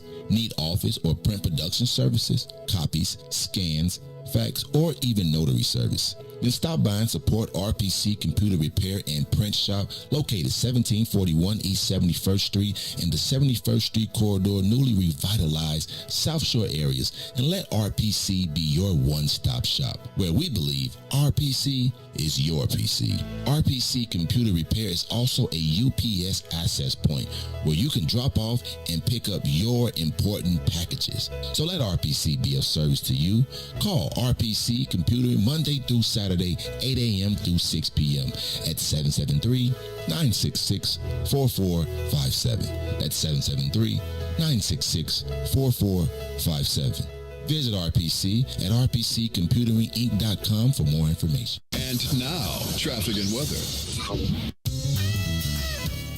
Good morning. What's in it for the Black People Media family? The time is now 7:43 a.m. I'm Riis the Ruler with your Chicagoland area's traffic and weather report.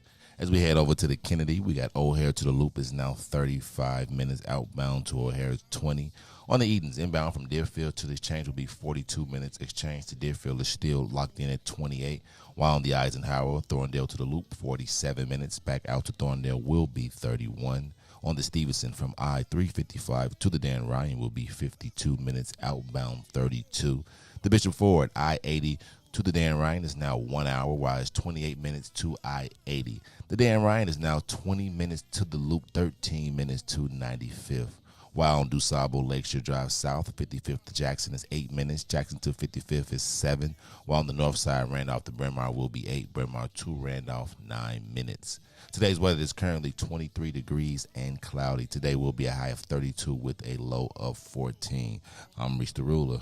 Back to the Maze Jackson Show. Blessing me, blessing me, in spite of me, he keeps on blessing me, blessing me. I don't deserve it. He keeps on blessing me, blessing me all the time. He keeps on blessing me, blessing me. Lord, You are listening to the Maze Jackson Show. I'm your host, Maze Jackson. Got my man DJ Riis the Ruler on the ones and twos, plus my girl Ruthie Mo. Hey y'all, can I play this? I want to play this clip from India Irie, only because I feel like I think it all sets. Then I also want to throw into this mix Brian Flores, the NFL coach who apparently received a congratulations text from Bill Belichick, who didn't realize that he was texting the black Brian, not the white Brian. Why did he think he put N word in his phone? He don't look. And so what we see is that, and I was saying like last week, I was like, man, is the NFL going to stop? I mean, are black folks going to do anything? And I just want to know though, what recourse do we have, right? So I don't make that face. Because I'm glad I wasn't here when y'all was having that conversation. I'm glad you wasn't too. All right, Reese, turn up the volume. All right, here is India Irie's response. And y'all, in case I'm jumping around, but I want to give you all of these examples because all of this has happened within the last week or so. And I thought about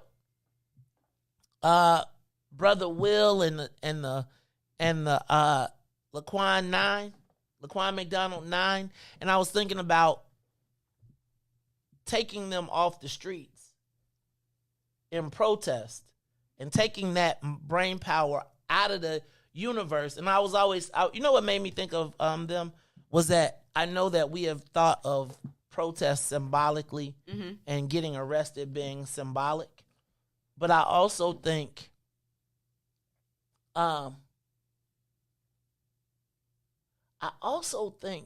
Ruthie, that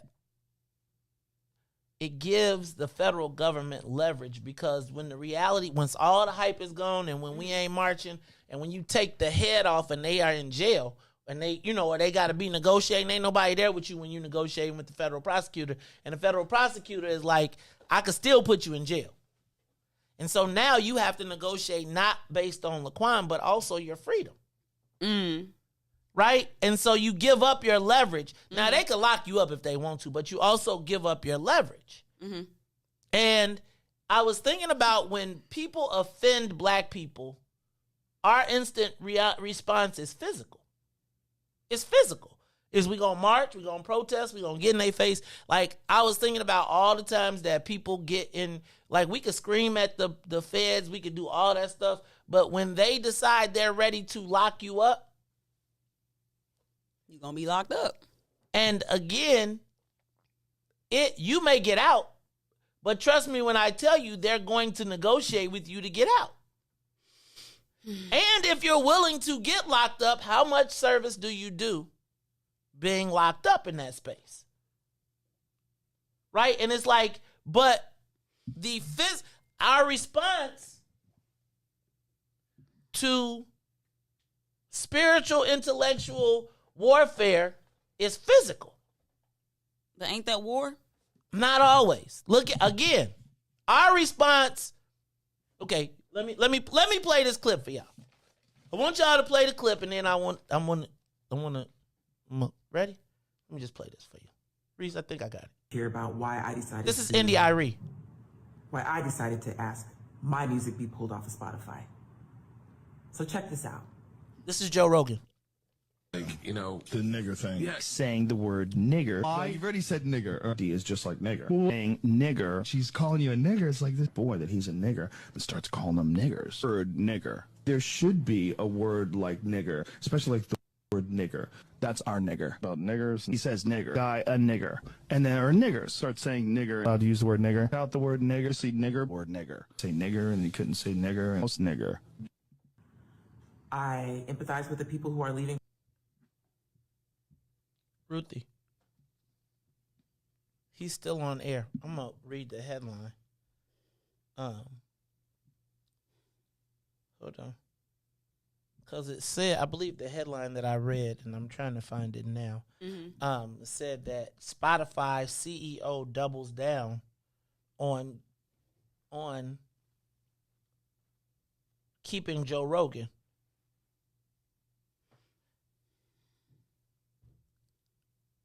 Now, hold on, because I'm gonna have to go find it. Because I just need y'all. I'm gonna have to pull this video up real quick, because I think it's important. Dang, did I? All right, hold on. Whoopi Goldberg is at home, right? Whoopi was part of a conversation called The View, in which they are encouraged to share their point of view. And Whoopi, for sharing her point of view, is suspended for 2 weeks at home. And Joe Rogan is on the air. She said it was a crime against humanity. Hold on, let me pull her up. Because she said some other stuff. Ruthie, she said some other stuff. And that's what got her cooked. Now, what did she say that got her cooked? Because I'm going to play the clip. You want me to say it? I don't want to get cooked. Hold on. Hold on. Let me play. I got the cut. Because it's a specific thing that she said it's that one specific thing that if you know, it was about what she said about the white people fighting the white people. And it was not about race. Reis, turn it up. You got me, oh. No, I don't need that. It's in the switcher. So you can take it off of that and then play the switcher. Yeah, you got me. I know when to do that, then we in the right space. All right, y'all. So I'm going to play Whoopi Goldberg's cuts. And then, Ruthie, we don't have to say it, but I'm just saying, this is what Whoopi said. Okay? The killing of 6 million people, but that didn't bother you. But the naked... I'm not sure that they don't use the naked part as a kind of a canard to throw you off from the fact that they don't like history that makes white people look bad. Well, this is white people doing it to white people. Yeah. So, and this is, y'all go fight amongst yourselves, but, Well, look at what kids watch these days and the music they listen to say that when proving or showing them a work of history or art or something that happened is bad language or nudity. It goes down this alley. Turn it back up. Let's talk about it for what it is. It's how people treat each other. It's a problem. It doesn't matter if you're black or white, because black, white, Jews, everybody eats each other. So if you're uncomfortable, if you hear about mouse, should you be worried? Should your child say, oh my God, I wonder if that's me?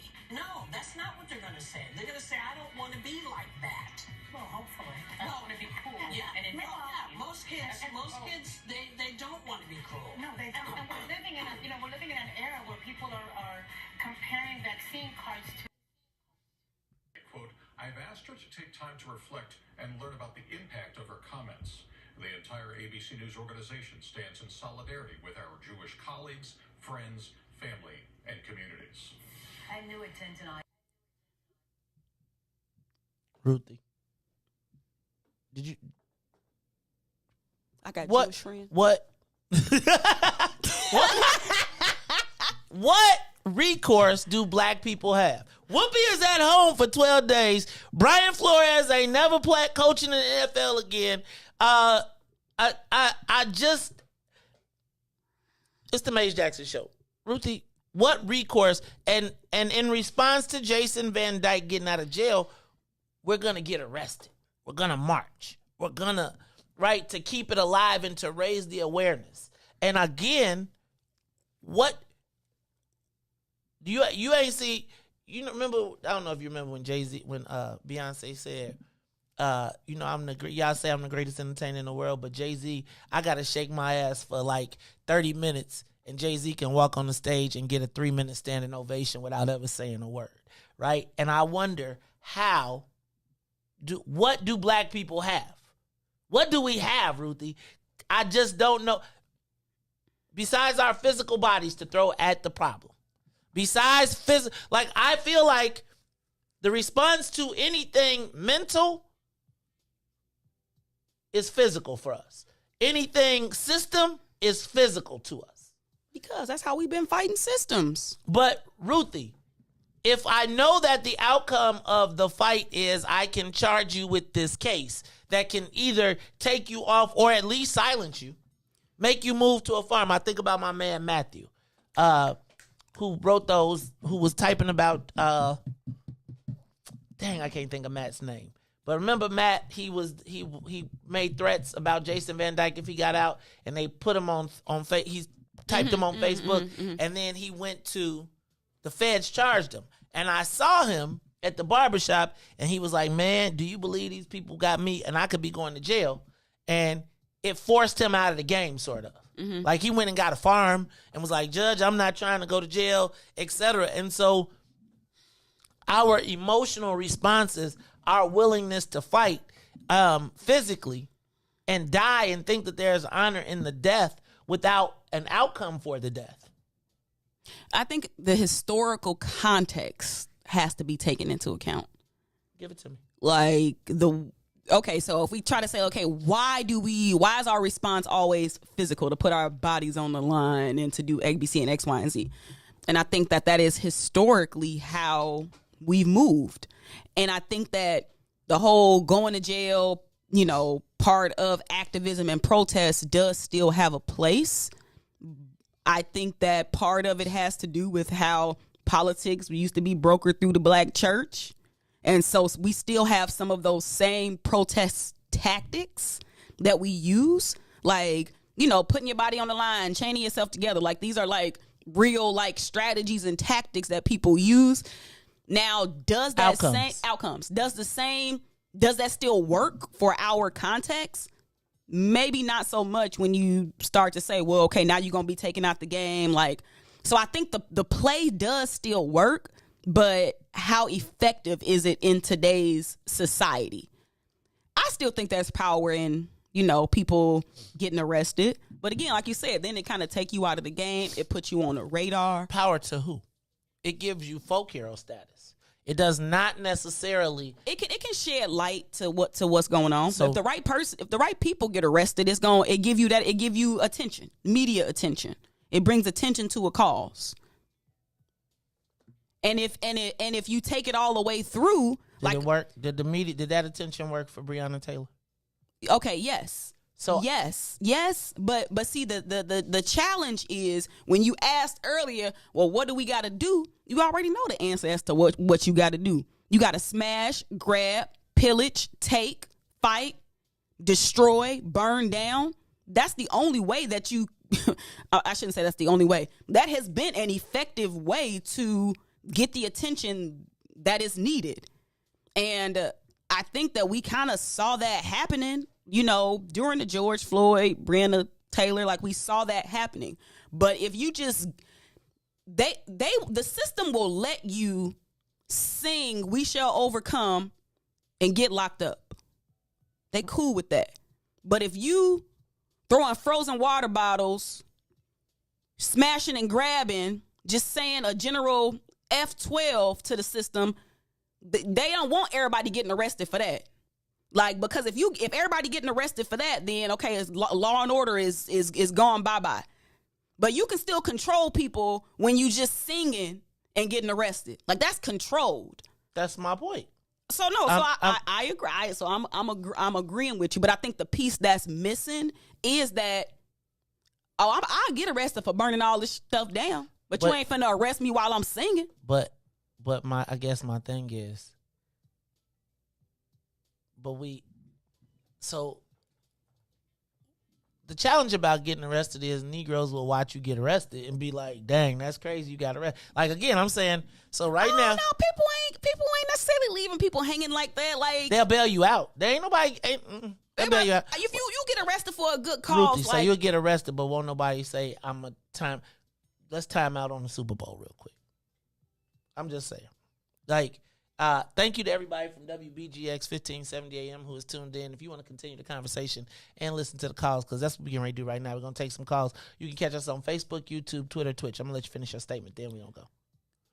Because I don't even really want to talk about it, because I think that black people were in a very unique position. Remember when when Kaepernick was like, hey, y'all, and then Jay-Z was like, stop kneeling, and capitalism won out.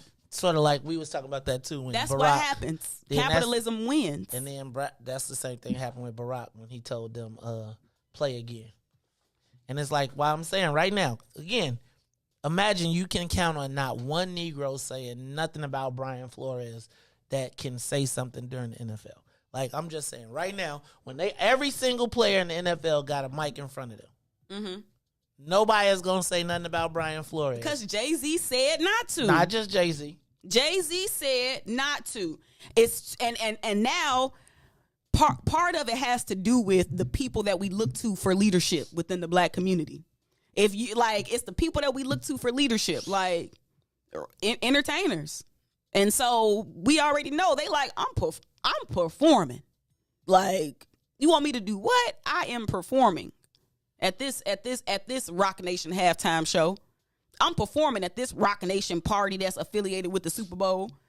Like, capitalism wins. That's why we can't really necessarily make progress, because our economics, that's the action, is collective. Let's hurt them economically. I.e., but see, if we don't practice like group economics, like then you got to resort to the smash and grab. That's a form of group economics in a twisted kind of way. What tools we got? I'm gonna let you. I'm saying the tools: a hammer to break the glass. I'm saying a brick to break the glass. I'm saying right now. Do you think it's more powerful to be able to destroy or build? Build. To build? Okay. Mm-hmm. I think anybody can destroy. If you give me a hammer, mm-hmm. and I think that's the case in our community. Mm-hmm. We can destroy everything. We can't build jack. No, I feel like we can't destroy. We can destroy each other. Right? Each other, yes. So that's my point. I'm talking about the system. So I say beyond the system, mm-hmm. start with your crib. Let's start with the system in our community. Mm-hmm. And we can easily destroy. We do not have the tool set to build right now. Agreed. And so, yeah, that's what I see. Look, y'all, it's the Maze Jackson Show. Let's go to the live line. Caller, what tools do we have in the toolbox besides our physical bodies to fight the fight? Caller? Hello? Hello? You hear me? Yes, I can. Hello, this Ronnie P on the south side. Ronnie. First of all, let me answer several of your questions. Destroying something is better when you don't own it. Don't tell me it's my house. I don't even own it. And then put me out so I'll pay the rent. But let me answer your question, man. And first of all, good morning. Good morning. There's nothing more powerful in the black community than to vote. I voted 57 years, and I've been looking at the community day after the election. I said, my God. You bitch and you cry about somebody, but then you go vote for them. You tell me if that's not a mental ill problem. For over a year, I tell people, do not vote for people you know. Do not know for people you know. Vote for the guy you don't know. That's how your mayor today got in. We knew her background, her profession. Most people didn't know who she was, and when she got in, look what she's done. All I'm asking the listeners, do not vote for somebody you know. That's my comment. Thank you, Ronnie P. from the South Side. Hold on one second. Let me point something out to you. You was talking about the ability to build or the ability to destroy. Interesting thing popped into my head. Y'all probably gonna get mad at me. But I was thinking about, let's just say, Parkway Gardens. Mm-hmm. Do we have the ability to build or destroy? Now, we could say it's maintenance. We could say we don't allow. That's for most part, that's our abode. So we got a bunch of people with hammers, mm-hmm. hammering their own cribs. Mm-hmm. utilizing their own hallways. You heard what Ronnie said. That ain't theirs. You heard what Ronnie P just said. That ain't theirs. So it's interesting, but it's where you abide. It's where you live. But it ain't yours. And I'm saying that's the same way we feel about this country. So I'm saying that again, you can destroy the place that you live. You could put a hole in the wall that you're abiding there until you got your own. You're abiding there, and if you put a hole in the roof, Negro, when it's snowing on you, and you can call every white person in the world, and it ain't yours. And the white boy gonna be like, you put a hole in my roof, and it's snowing on your ass. And again, it goes to this, what tools do we have in our toolbox? What recourse do we have for anything? And I'm not tripping to say that we don't destroy, but I would tell you that if it rains, we all gonna get wet. Not necessarily. I'm talking about everybody up in the house. Everybody in the house. But if I don't live in the house. You know what? Just thinking about, right, the concept of, when I just asked, I said, Maze, is it more power in building or destroying? As I sit here and ponder this, part of me wants to say, okay, it's in building. But Maze, I feel like all that people understand is your ability to destroy. And that seems like the only way to get things. And I'm saying that is you got to be willing to destroy not just your own, but the stuff that you feel like is other people's. And I'm gonna say that the other people, the proximity of the other people, tend to be yours, not any. Like, we could talk all the smack about people rape, robbing, and pillaging downtown, but what about the neighborhood that you live in? And I'm saying to myself, right, that ability to destroy is not controlled. That ability to destroy is wanton. So it's wanton in our neighborhoods. It's wanton in our own facilities, even if we're renting them. But neither is our ability to build. Our ability to build is not controlled. It's the same thing. So you look at it like, well, I got a 50-50 shot of either building this or either destroying it. And again, and in the space, if I'm going to dwell, I'd rather dwell in a place where I am building than living in the rubble. And I think oftentimes that we think our alternative, I really don't. Part of the reason I'm asking this question is because we're investing in a depreciating premise. Like, we can tear down everything. I don't think we are. Yeah. I think you're saying it's getting better right now for black folks. Yes and no. Give me the yes. The yes is like, I think that there is power in people being like, hell no, we won't go. How about, is there power in, I live right here, and me, you, and you are our community? What can we make? But see, but I think that's I don't know the word that I'm looking for. Like, that's not the reality, because we know that we don't have that type of connectivity within our communities. We don't necessarily own the things in our community, so we don't feel like they ours. I wholeheartedly disagree. I'm gonna say, like, if you go to, let's just say, do you own your house? Yes. Okay. I live in a community with other homeowners. With other homeowners. Yes. So do y'all intend to destroy y'all? Are y'all destroyers or builders? But see, I live in a community with other homeowners. I am an owner. I feel ownership over my abode. But the person that lives next door to you that doesn't own nothing, it feels like he could destroy yours. No. Yes. No. Yes. No. Okay. So not yours, your neighborhood. But again, we don't have that connectivity within our neighborhoods. So it's kind of like a. So again, is it more? So in the neighborhood that you live in, just your neighborhood, forget. Is it more powerful for someone to build or destroy? Build. In my neighborhood, I'm gonna say build. But we don't have the connectivity too. No, I mean, it's block by block, for real. So again, my point being, if you ask me what's more powerful, what would be more powerful would be for your block to not protect itself, but to become a better block.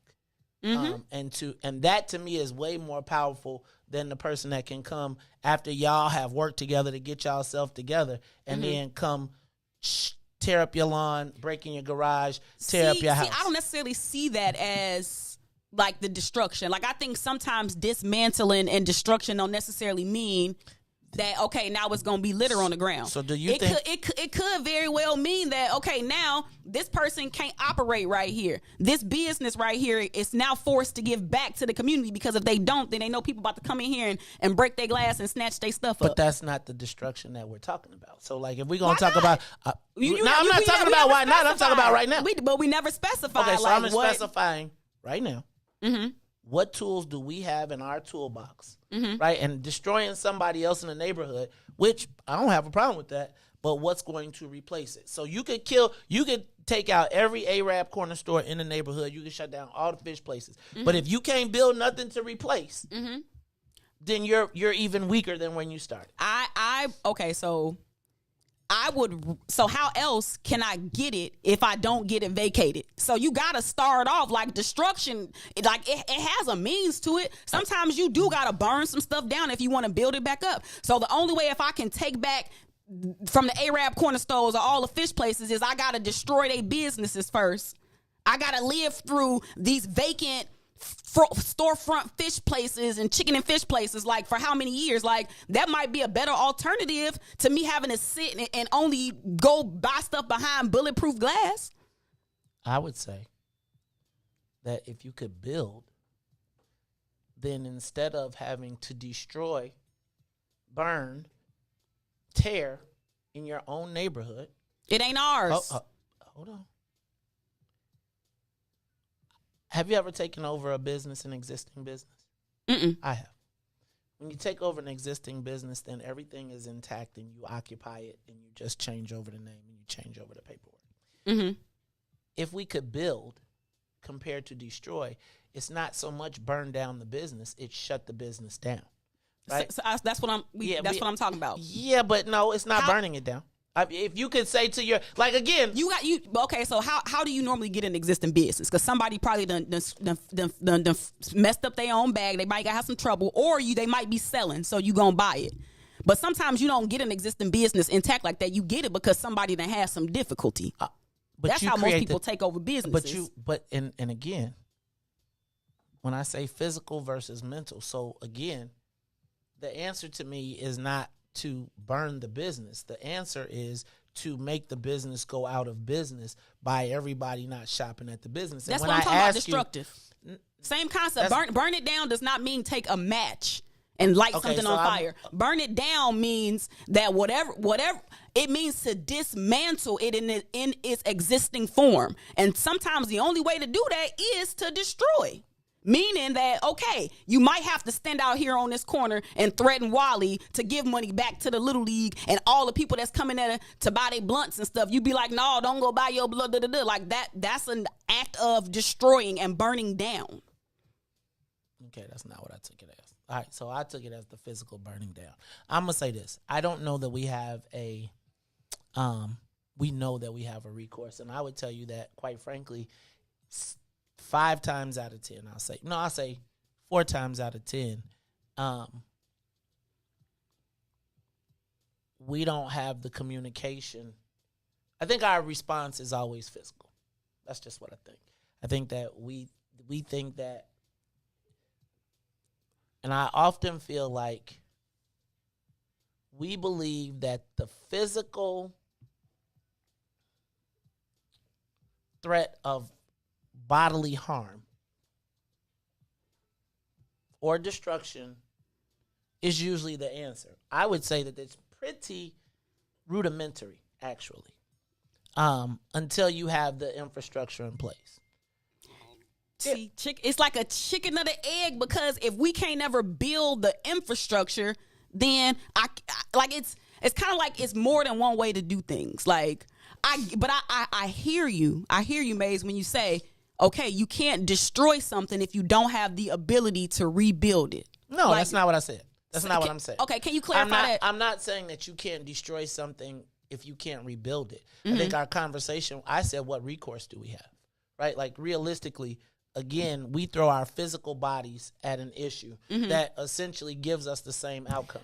Do you think it's better to, this is like just a random question, but do you think it's better to have a whole bunch of like Arab corner stores versus like not having any stores at all?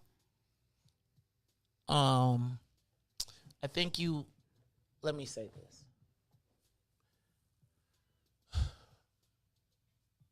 I think that I would say a couple things. One, I would say that it's often not, survival is key. And so if you tell me, would I rather not have a store in the neighborhood and it's a blizzard and I got to get in city of Chicago, the way they remove the snow, I probably would say that we got to keep them until we can move them out. Right? Now let me say this. I have the ability to withstand regardless. But I don't know that we have the people I don't know that our community has the ability to survive regardless. So if you don't have a car, if you don't have access to public transportation and you need to subsist, I think we keep them. But I think there should be a concerted strategy. I think we want today. And my thing would be like, okay, choke them out. What's the strategy? Our response is physical.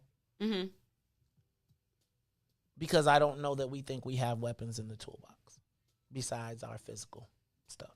So do I think we should have, if I had a choice of do people eat or not, I'm going to say they should eat. Now. I don't know, Mace, because I almost feel like, I don't know. I think I'm on the opposite end of that one. Let me tell you what I think. If my people going to starve, then I don't know, man. So I got you. I'm saying I remember one Christmas, we forgot to go grocery shopping. And so it was a blizzard and there was limited to no food, like anywhere. And so we were forced to shop at that store. Now, I would tell you we wouldn't have eaten that day. I'm glad that the store was open. I was pissed off about it. And I said, we should be in this spot. As a matter of fact, this was our spot. Now, if you said that to me and we said collectively, hey, y'all, we're not going to have it, so it's going to be shopping day and the truck is going to the store, to the whatever store on 59th and whatever, that's ours, and we're going to bring it back and there's going to be a collective action, I'm cool.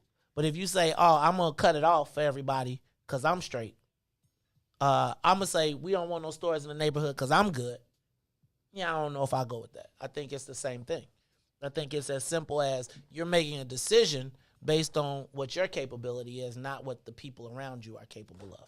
And I think if I would be 100% okay with saying we're not going to shop at we're going to shut down every corner store in the neighborhood if we got a collective plan to make sure that the people who ain't in as good a situation as me is. I think it's, again, a lot of times the decision is made, or the broader decision is made without the thought of the masses in a lot of cases. So I think, let me say this. I could be with whatever. The challenge for me oftentimes is whatever program we want to get on, I could be with it. But I think oftentimes the challenge in being with the program is that more people can't participate than can. And I think oftentimes we take the mentality that I don't think we plan for war.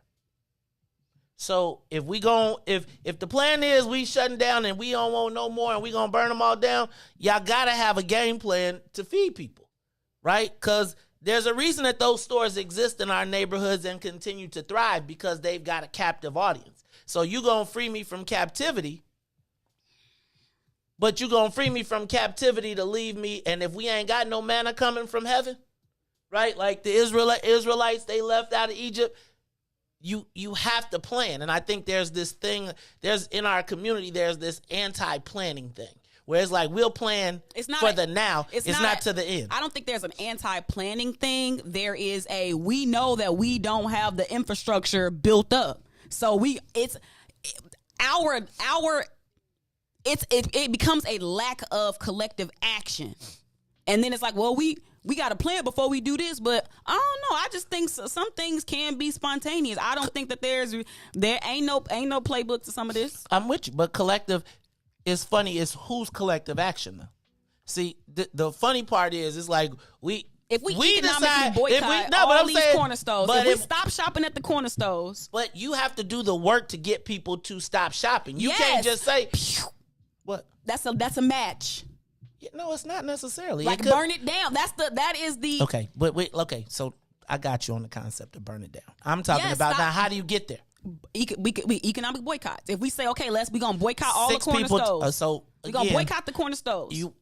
If 10 of us say we're gonna boycott the corner stores without doing any of the work, of course we would have to do the work, Maze. But you would have to start by saying we are going to not shop at. But we just taking corner stores as the example, right? It doesn't really make a difference. It's whatever you decide you're going to shut down. I'm going to say that there is. I would argue with you that people think that revolutions are they may start spontaneous, but at a certain point, you got a plan. You have yes. Did you see the uprisings that happened during? Remember the uprisings? Did you see that they just went up in this dude's house and killed him? But what I'm saying is, the uprisings and the spontaneous nature, all of the violence, the destruction, the theft, all the smash and grab, all of those things, like, put America in a place, Black America, where we had leverage. Where is it at?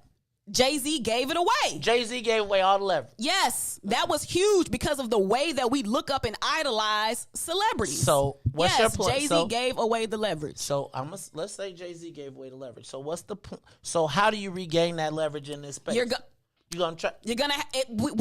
So unfortunately, I feel like we will never get that type of power back as a collective, because the only thing that the power structure fears is the destruction of itself. And in the absence of that threat or that leverage of we about to take all of this stuff down, we ain't gonna get nowhere. So I'm gonna just ask again, what tools do we have? What collective destruction? You say collective, but destruction. That is the only thing that America and the power structure understands. Ruthie, where's the collective? It was out in it ain't there no more. Now we finna watch the Super Bowl. Okay, so I'm saying the boy got killed. I'm asking today, not hypothetically, what do we have besides throwing our, and if throwing our physical bodies at it is what we got, I'm gonna just let that be what it is. But I find it challenging that the only recourse that we have, that we believe we have, and I'm not saying that it is, because I feel like there's more, and it does require collective sacrifice. But I still don't know that I've got an answer to what we have. What recourse do we have? It's the Maze Jackson Show. Let's go to the live line. Caller, you on the Maze Jackson Show. What do we have? I mean, and has putting our bodies on the line worked? Has it? Has putting your bodies on the line worked? And I'm asking you. I'm not telling you. I'm just asking. Again, what's my man, Amir Locke? Same situation as Breonna Taylor. It's the Maze Jackson Show. Caller, you on the Maze Jackson Show. What we got? Caller? Hello? Hello? Hello? Hey, caller. How you there? Hello? Hello? Yes, are you hearing me? I can certainly hear you. What's your name? Where you calling from? Well, I'll say shalom to all the cast there at the station.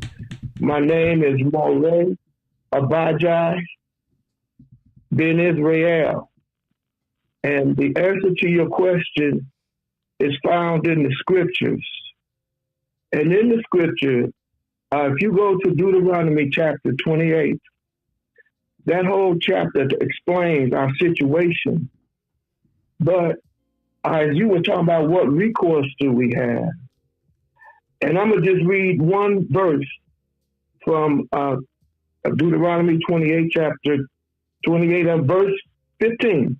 But it shall come to pass, if thou wilt not hearken unto the voice of Yah Elohim, your Yah, to observe to do all his commandments and his statutes, which I command you this day, that all these curses shall come upon thee and overtake thee. And when you read all those curses, you'll see all those curses identify what's happening to us today. So I will tell you straight off that no, marching is not the answer. Because what I have learned during my study is that marches are nothing but prayer. And you might say to yourself, prayer? Marching is prayer. Let's look at the definition of what a prayer is.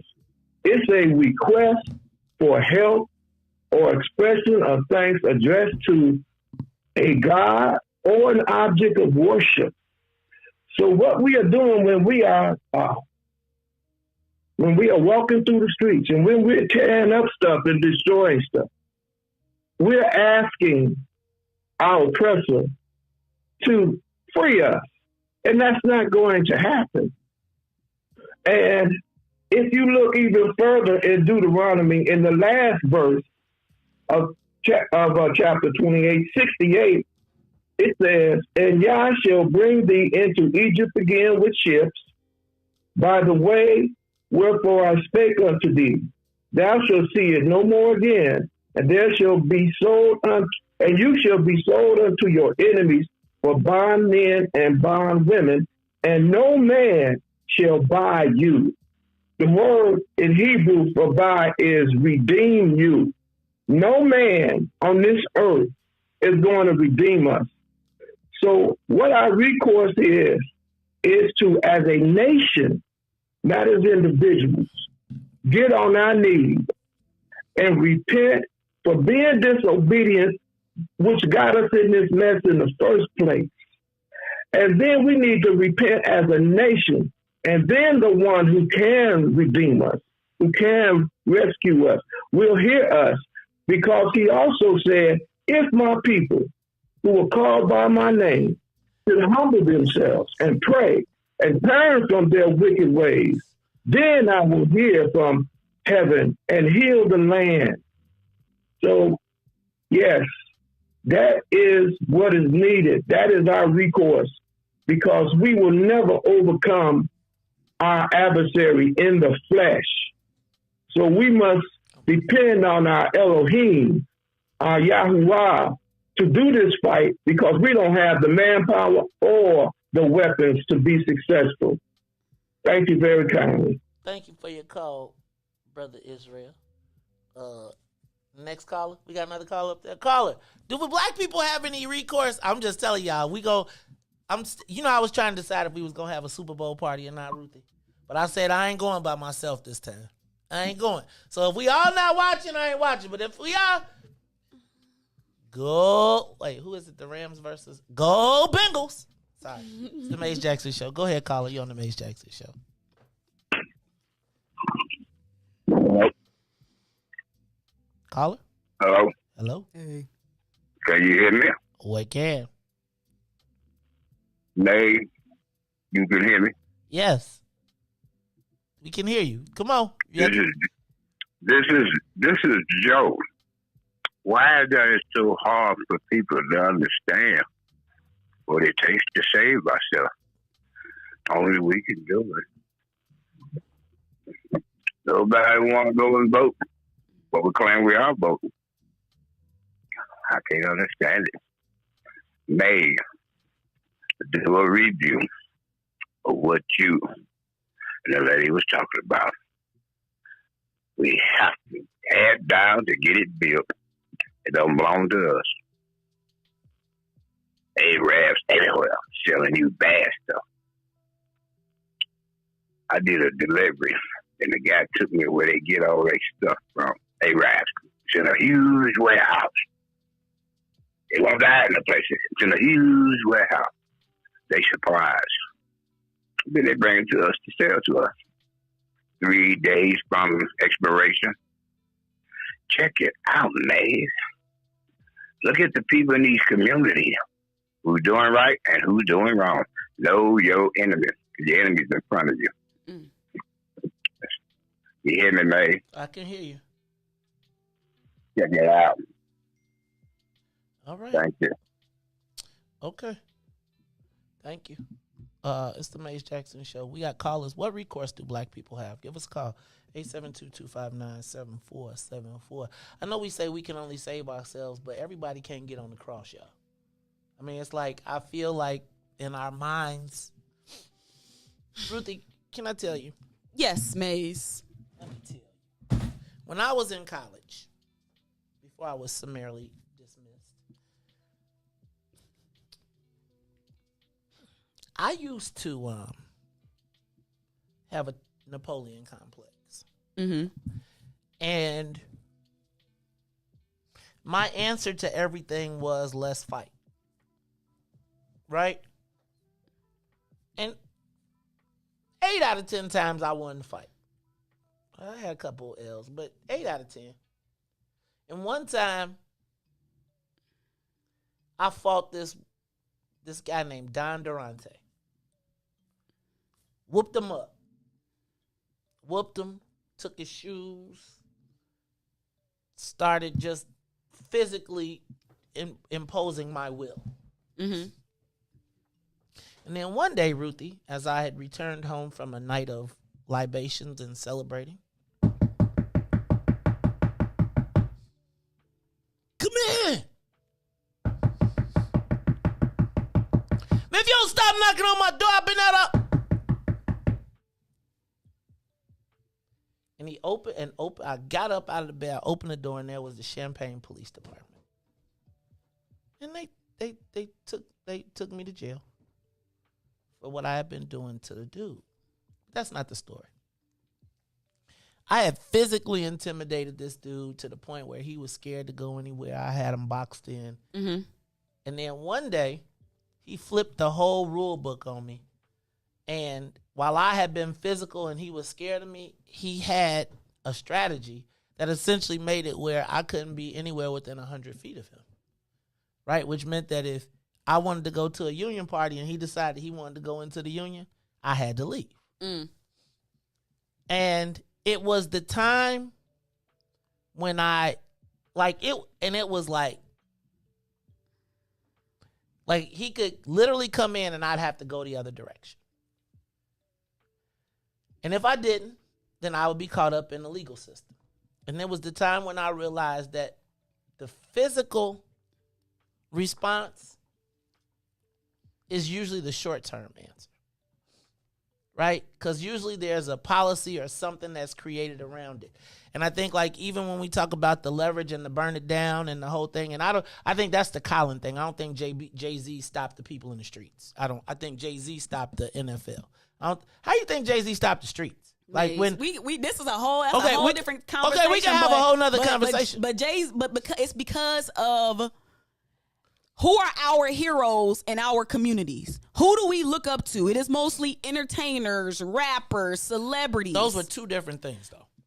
The influence that celebrities have over us politically, economically, and from an influential standpoint is powerful. Jay-Z did quash the movement.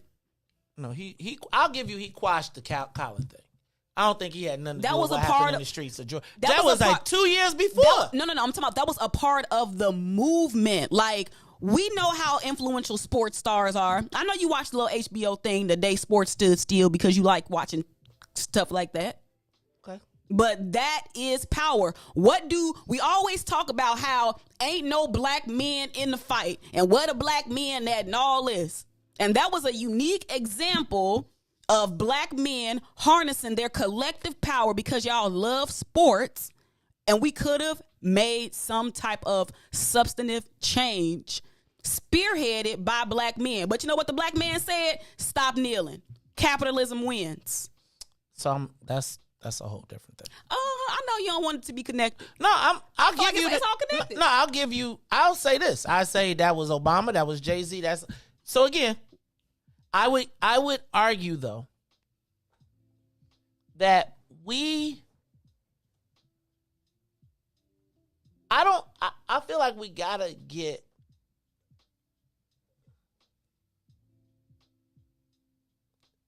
smarter. I do. I don't know that the physical mutilation or destruction of our bodies in the current form that we've exercised it has worked. I mean, I think it raises awareness, but I don't know that it makes a change. I think when we had value, when our bodies had property value, then I think there was more reason for people to be appalled at our death or the sacrifice, etc. I don't think that there is. I think you can turn on any YouTube video now and see anything happening to a black person that you want. You know what? I think that there's a difference between, I agree with you. And it's like, to me, it's like the difference between a kamikaze pilot and somebody who's doing it to gain sympathy. It's honor versus sympathy. I think the challenge becomes that the kamikaze pilots oftentimes deem themselves. I don't think that I think that there has to be some more collective work. That's why we do Saturdays, right? Like, that's why I'm doing Saturdays, because quite frankly, I tell y'all every time, I'm tired. It's like, we burn it down. It's like I've been burning it down for the last 10 years. People be like, man, watch that nigga on fire. Dad, he came back again. Spray him down. And I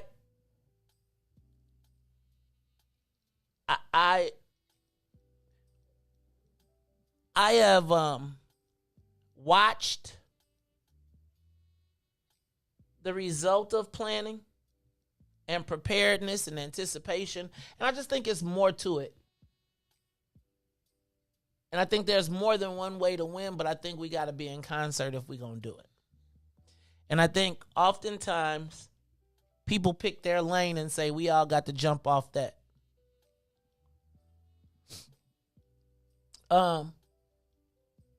Right, but warriors can do what they want.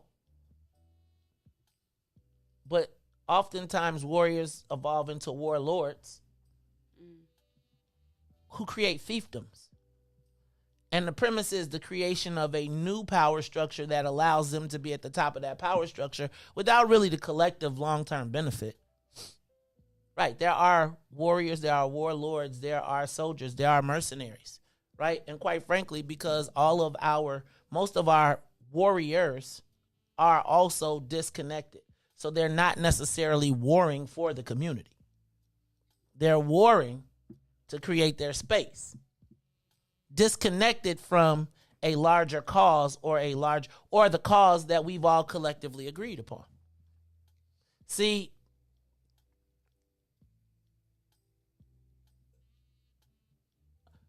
you're not going to convince me to jump off the cliff when I know the cliff is coming. Don't ask me to jump off the cliff and test my manhood, because we could have prepared. We could have mapped it out. We could have got parachutes. We could have done all the stuff that we need to do to at least be prepared. And I'm saying that if it's a revolution coming, can somebody open up a farm? I see something happening in the universe. I think that there's worlds swirling and all type of stuff. But there is a romanticism with suicide. There is a romanticism with dying in the fight, but the goal is to win. The goal is to have people to come out on the other side that can reap the fruits and the benefits of the people that are dying or that have spilled their blood. But if you saying spill your blood with no long term, nothing, with no, like, man, brother, you can trample over my dead body to get, if my body is the bridge to get you to liberation, I'm cool. But if there ain't no plan for liberation and you just saying die, nah, I ain't going. And I think oftentimes we've been enlisted in the battles of a variety of warriors Because there is honor in death, but there's also honor in life. But I don't know that we've really seen an example of coming on the other side. And so when I ask what recourse do we have, and I'm good for all the broad, and I'm glad that we had this conversation about burning it down, because I think we do need to burn it down. I don't think that it's a match, though. I think it is really starting to say, okay, what's the desired outcome? What are the steps that we need for the desired outcome? And I can't tell you what's going to happen in Chicago. But what I can ask is what's going to be the desired outcome in my 3-block radius. And then what I want to do is talk to the people that got some stake in their 3-block radius. Maybe we connect the dots. And if we decide that in our 3-block radius it ain't no Arab stores no more, well, just know that I'm cool with that. But I also think somebody's job got to be, okay, well, where's the black people warehouse? You heard my man, right? Like my man just called and said they got a place where all their stuff at. Mm-hmm.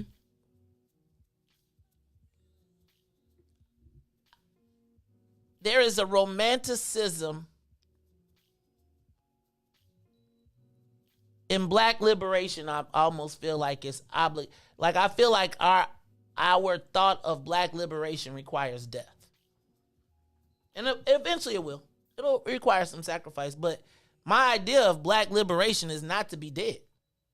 My idea of black liberation is to be free to move around my black community and be able to go to my black store and shop with my black people and shop with and it don't include me being dead. It don't. And people talk about what are you willing to die for? I'm willing to die for, but I'm really planning to live. Like I'm really planning for us to have our own space and paradise that we've created. But I think it requires work.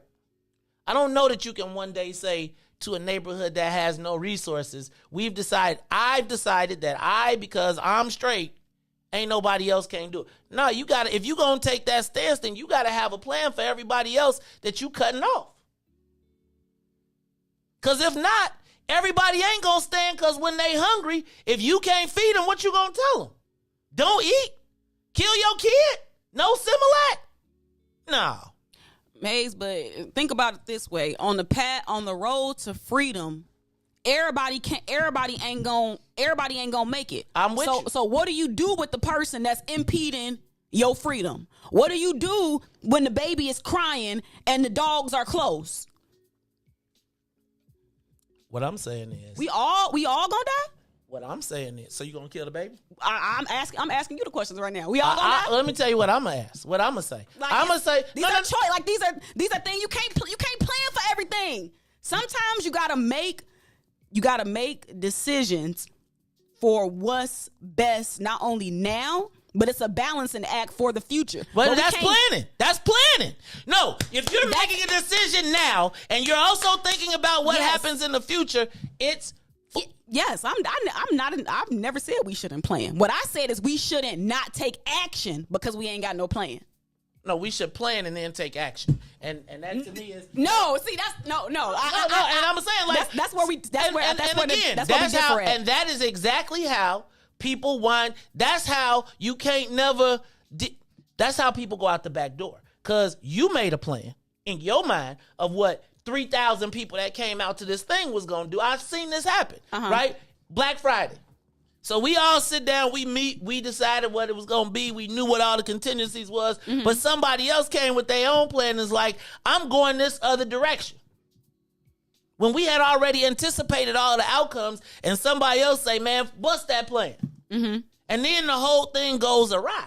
No, you can plan and then you plan for contingencies. And if you plan and you say, this is the bet. If it goes right, this is what it goes. If it goes bad. And I'm saying that But what happened when y'all planned that? Somebody still went through the back door. And guess what though? There was a plan to check the people who went out the back door. No, man. Yes. This is my humble opinion. Those protests where all those gatekeepers were preventing people from running up in the stores and stuff, that to me, that was not effective planning. That was gatekeeping. That was to quell the protests. That was to quell exactly what happened during the uprisings. And again, it's putting y'all body on the line to protect these white people stuff. Mm-hmm. No, I put my body on. Well, let me say this. I would say that my opinion at that point was that our children would be shot down. I think in 10 years ago, if the windows would have went up, kids would have got shot. Period, point blank. The world has changed since that point. Let me tell you what you ain't got to worry about. Y'all can have it. Be out there. Dude, that's not my fight, though. Like, my fight is not, I'm not in a physical fight no more. That's just not it. And what you're talking about goes back to my original premise this morning of the challenge in trying to look out is that you take a L trying to look out. And I don't know that I just don't know that when you look at the history of the world, that any spontaneous was sustained.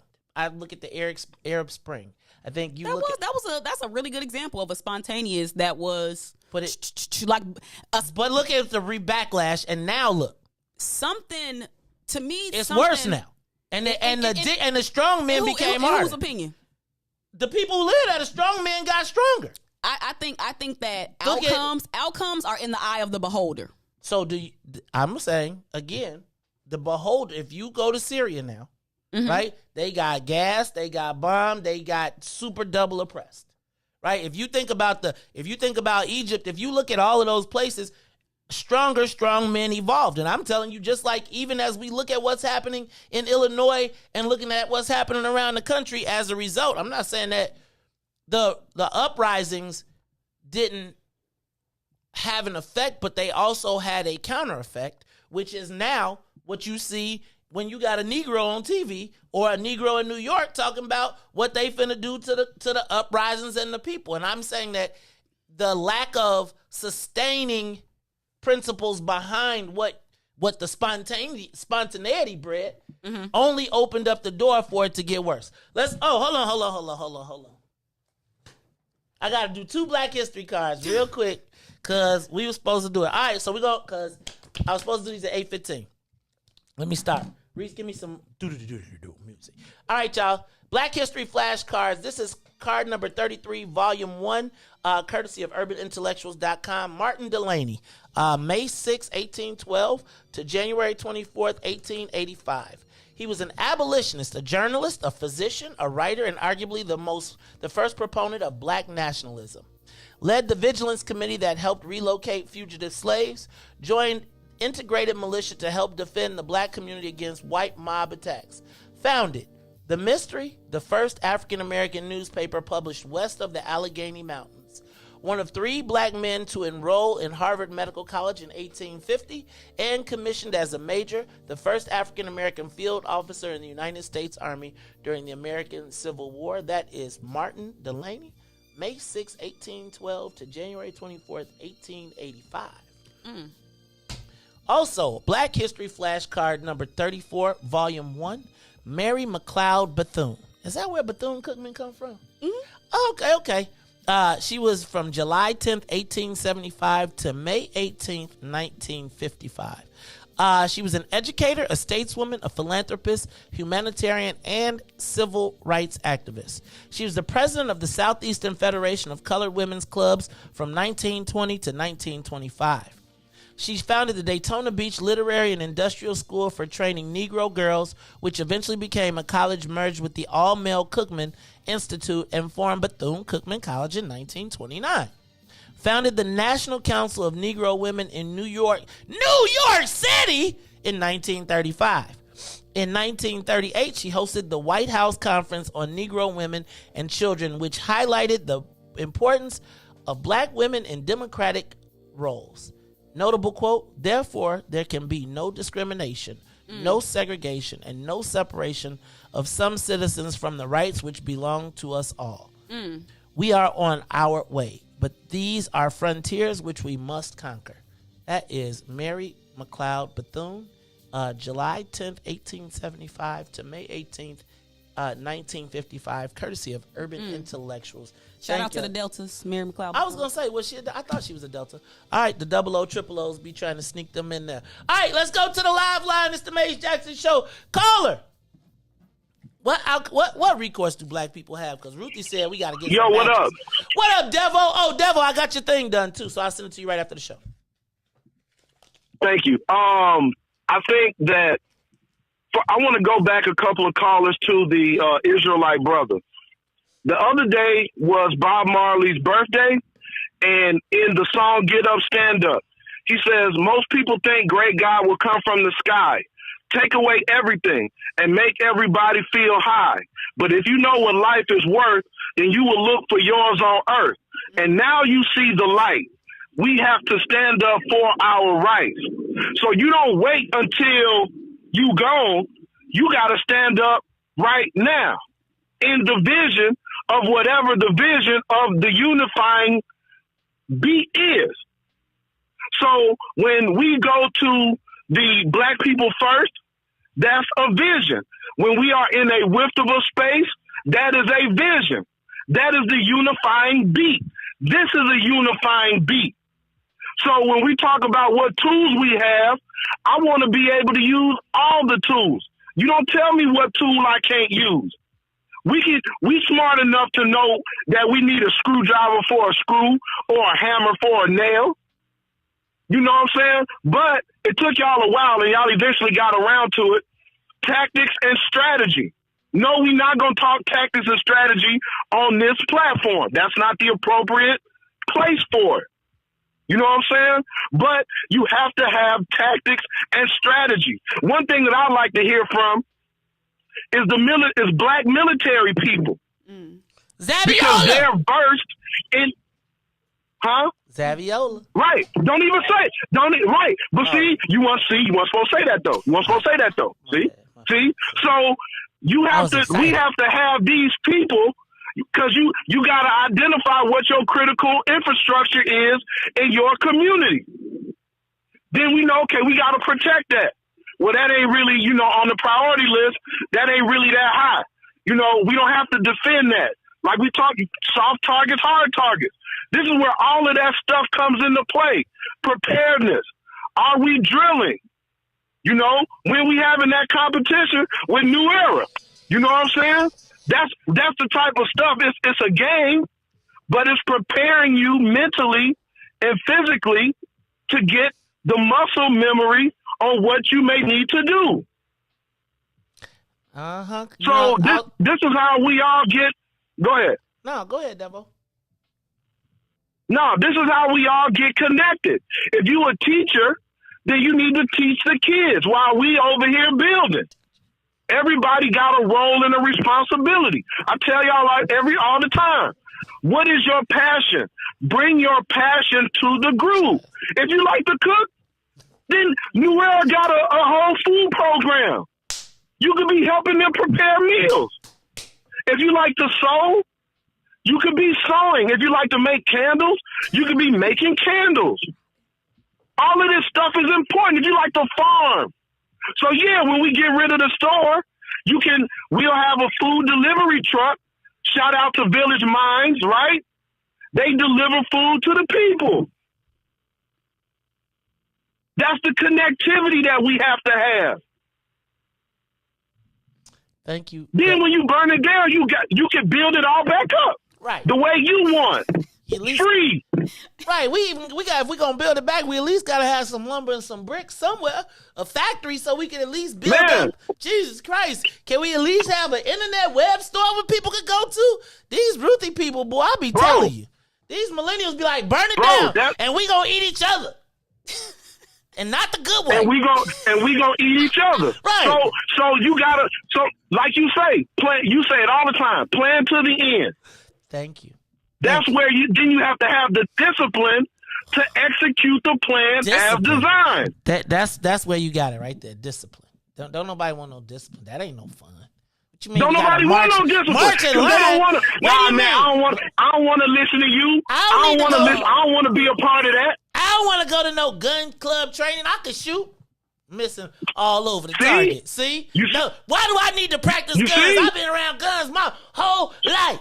Thank you, Devin. Let me take these next callers. This Devo, that's the vice president of West Center for the Black People. Don't forget, February 9th, Ada Park, 34th Ward is having their Black People First Party meeting, organizing meeting. Next caller. Caller, you on the Mace Jackson Show. Turn that radio down in the back. Caller, you there? Give me another one, Reese, because the caller is not paying attention. Caller, you on the Mace Jackson Show. Good morning. This is Katie, and I'm paying attention. That's because you the president of Phone Club. All right, it's Katie, the president of What up, Madam President? How you feeling? It was great to see you this weekend. How them signatures go yesterday? Let me tell you, I was so happy. That's why I wanted to go on the West Side. Well, I used to work on the West Side of some places. And so I wanted to be reconnected. Sometimes I said there's a certain spirit with the West Side Black folks. When I went to the church, Greater Rock, it was and when the people came out to church, they was like grabbing the petitions from my hand. And so I was happy that a lot of people were out there gathering signatures because they were fired up. That's what I'm talking about. So Willie Wilson and Carrie Steele, they lit a fire in that church, but also the people got a lot of fire. I mean, it just felt so good to see Black folks pouring out the church and grabbing those petitions and signing the petitions. So it was really good. And Katie trying to win, y'all. That's why I told them yesterday they ain't giving their signatures back because they trying to win that money on Saturday. Katie, talk to me. What made you call today? Well, when I saw what recourse do Black people have, I thought of I can't figure out for the life of me these last couple of days what happened with what's his name that got out of jail early. Jason Van Dyke. Van Dyke, yes. I can't figure. I said, now what happened? How did his lawyers snicker him out to just do 3 years? And that's when planning comes, because our people, the people that are lawyers and everything, how come they didn't give us a heads up that what could have happened? I mean, for us to be able to have to go out there and the McDonald's, what's that guy? The 9 people that went out there and got arrested. I mean, what happened? So what recourse, if it was better planning, and if we had our lawyers and the people that know what happened to prepare us, to tell us, we need to continue to fight because he can get out in 3 years. And that's just amazing to me. Man, I think so. Let me say this. I think it's I don't understand it. No, Katie, thank you. I think it was part of their strategy, right? I think getting arrested is working as part of the strategy, and I'm not going to diss that. What I am saying is, it's our there's no. I don't want Will Calloway to be compromised by a federal case. Does that make sense? And even the smallest case you got, they gonna have a reason to talk to you. We got more callers on the line. All right. So I it's like, and I'm not denigrating that. If I'm supporting them brothers, whatever they do, but I do think, I don't know that the media, I don't know that awareness is the issue anymore. Right? Like, I don't. It's a lack of infrastructure to get to the end. That's my point. And it's like, again, we have the ability to assemble the media, but we don't have the ability to enforce a response. And that is really what I'm talking about. Like, I'm not talking about the ability to burn it down like wanton, right? Like, if it burns, with you. I get what you're saying. I actually agree with you. I just wanted to, mix it up. But if it burns and it's random, then it ain't giving you the desired targeted effect. Right? Like if it burns, there probably needs to be a correspondence that says, if not then, not boom, this blew up. Right? Because then it's like, you ain't got no control. It's going to create a vacuum. But it's also, you ain't really got no control. That's not you controlling it. That's spontaneous. But May, sometimes people who are powerless find control in different ways. Right. Like self-mutilation. Or, I'm saying like a cutter. Right? Like, you mad at the world, so you cut yourself.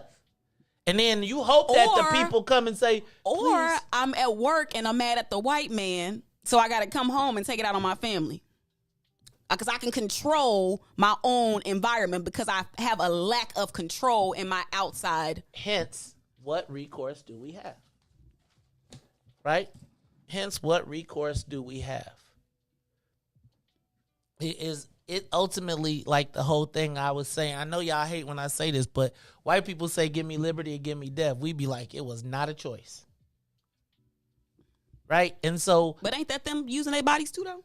But again, but they don't ever get to that point.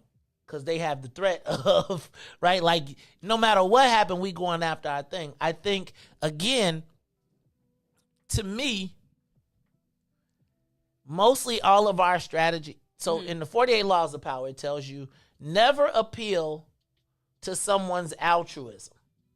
Always appeal to their self-interest. Right? You hoping that if I burn myself, you're hoping that I'm hoping that you're going to take pity on me, that I'm burning myself and say, no, don't burn yourself. No, Maisie, I think I look at it a little different. Because if I'm burning myself.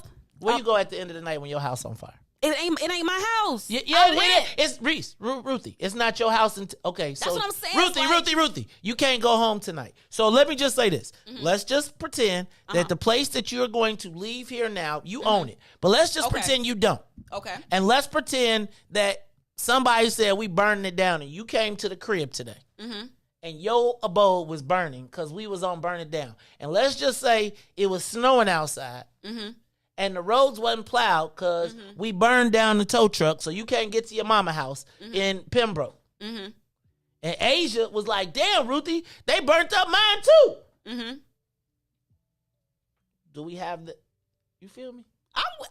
I'm with you, Maze. That's all I need to say. You know what? Mutually assured destruction. But we don't have mutually assured. Yes, we do. Because we gotta talk about. We gotta dive a little bit deeper into like talking about this because I think that this is a great conversation. Okay, but I don't think we have mutually assured destruction. We do because this ain't our stuff. Ruthie, you say it's not your stuff. Yes. Everybody who, Ruthie, it's not your stuff.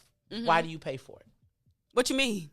Because you have to. Okay, so again, like you can say it's not. I don't own a cell phone. Like we don't own nothing. So Ruthie, so I got you. And even as a renter, right? If you rent a place to live, if you didn't need it, you wouldn't pay for it. Everybody needs shelter. Okay, so if you burnt it down with no place to go, it ain't mine anyway. Right, but now you outside. I'll find somewhere. Okay. It'll be spring. It'll be spring. It'll be summer again. And Ruthie, that is the kamikaze, right? That is the warrior. That is the warrior who is doing what is good for him because he can hunt, kill, rape, rob, pillage, and take whatever he wants. But 9 times out of 10, he gonna be doing it in his own neighborhood, in his own land, to his own people. I agree. As compared to being part of an organized situation where it's like, bro, this is what we warring on. Right? You can go rape, rob, and pillage the Arab store. You can go take but with no direction. The warrior like this all mine, and he gonna take the softest targets first. And the softest targets are the people who ain't got nothing. I think planning and control are two different things. Like without like true succession plans, you can't think you about to stop the ball from rolling down the hill. I think every day when we have a What's in it for the Black people meeting or a Black people first meeting, I always try to say, while I am an ability to convene because of the voice, we cannot be focused on one individual, right? Because if it's focused on one individual, guess what they do to the one individual? They kill him. They not kill a head. Kill a head. Kill Body him. fall. Right. Oh, it's him? Take him. That's why when you see in the mob and stuff, they be like, I ain't the boss, he the boss. I'm not the boss, he the boss. Right? So I just... But that's what we do in our community, though. Can I say this? We look to, like, people to, like, save us. Like, celebrities, entertainers, pastors, activists. That's because because they don't require discipline.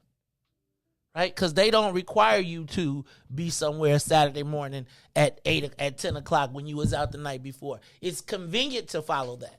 It is no fun to be at 7. Like this weekend, I was like, man, damn, I got to leave this breakfast that I'm at to have a good time, to come over here to be disciplined about our liberation. It's no fun to wake up. And if it wasn't for those people who showed that discipline and was there the same day, guess what, Ruthie? But there has to be a commitment to each other. And so my reason for being here on Saturdays now is because there are people that have invested in believing. And I'm just saying, this whole thing is not going to happen unorganized. And I know it seems like a lot of times we think things are happening spontaneously, and they're not.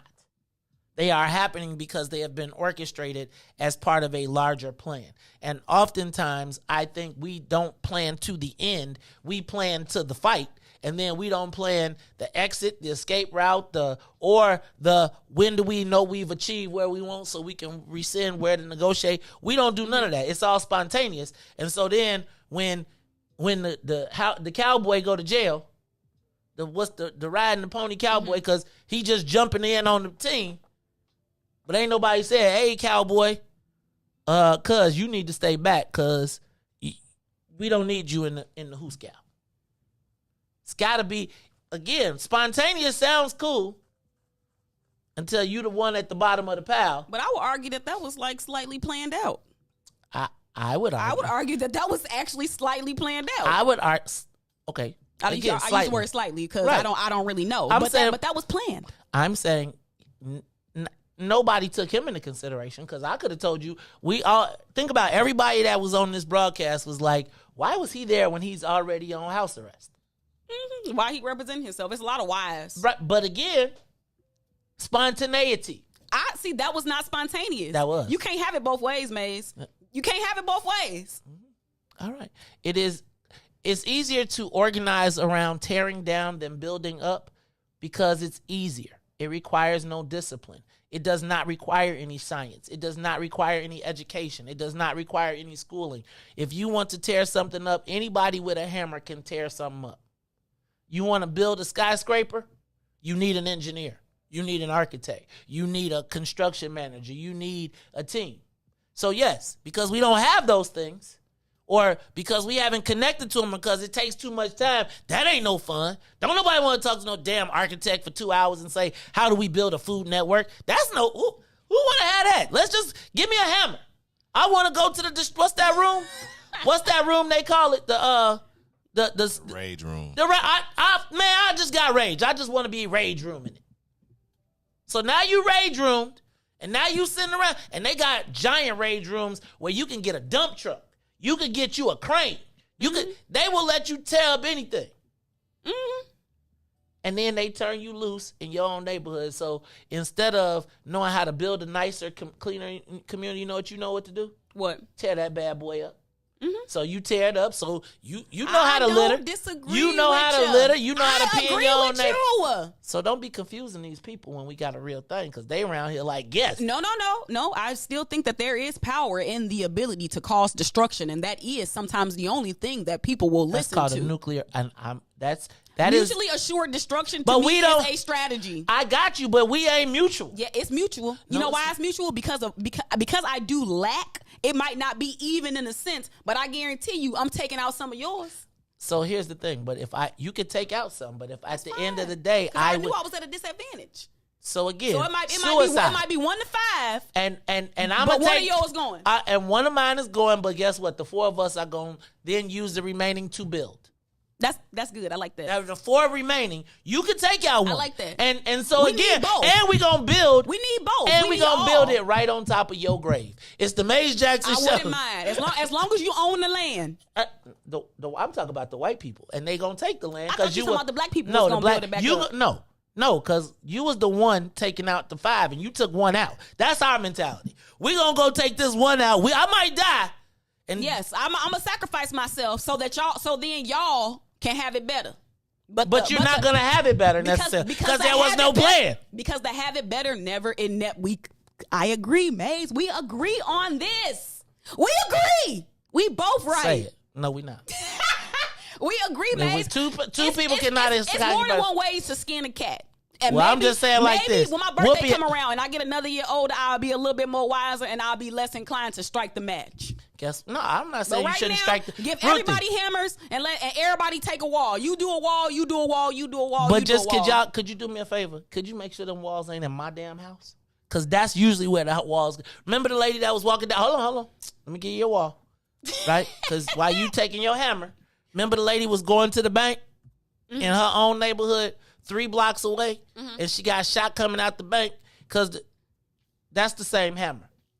Like the hammer is usually used against our own neighborhood.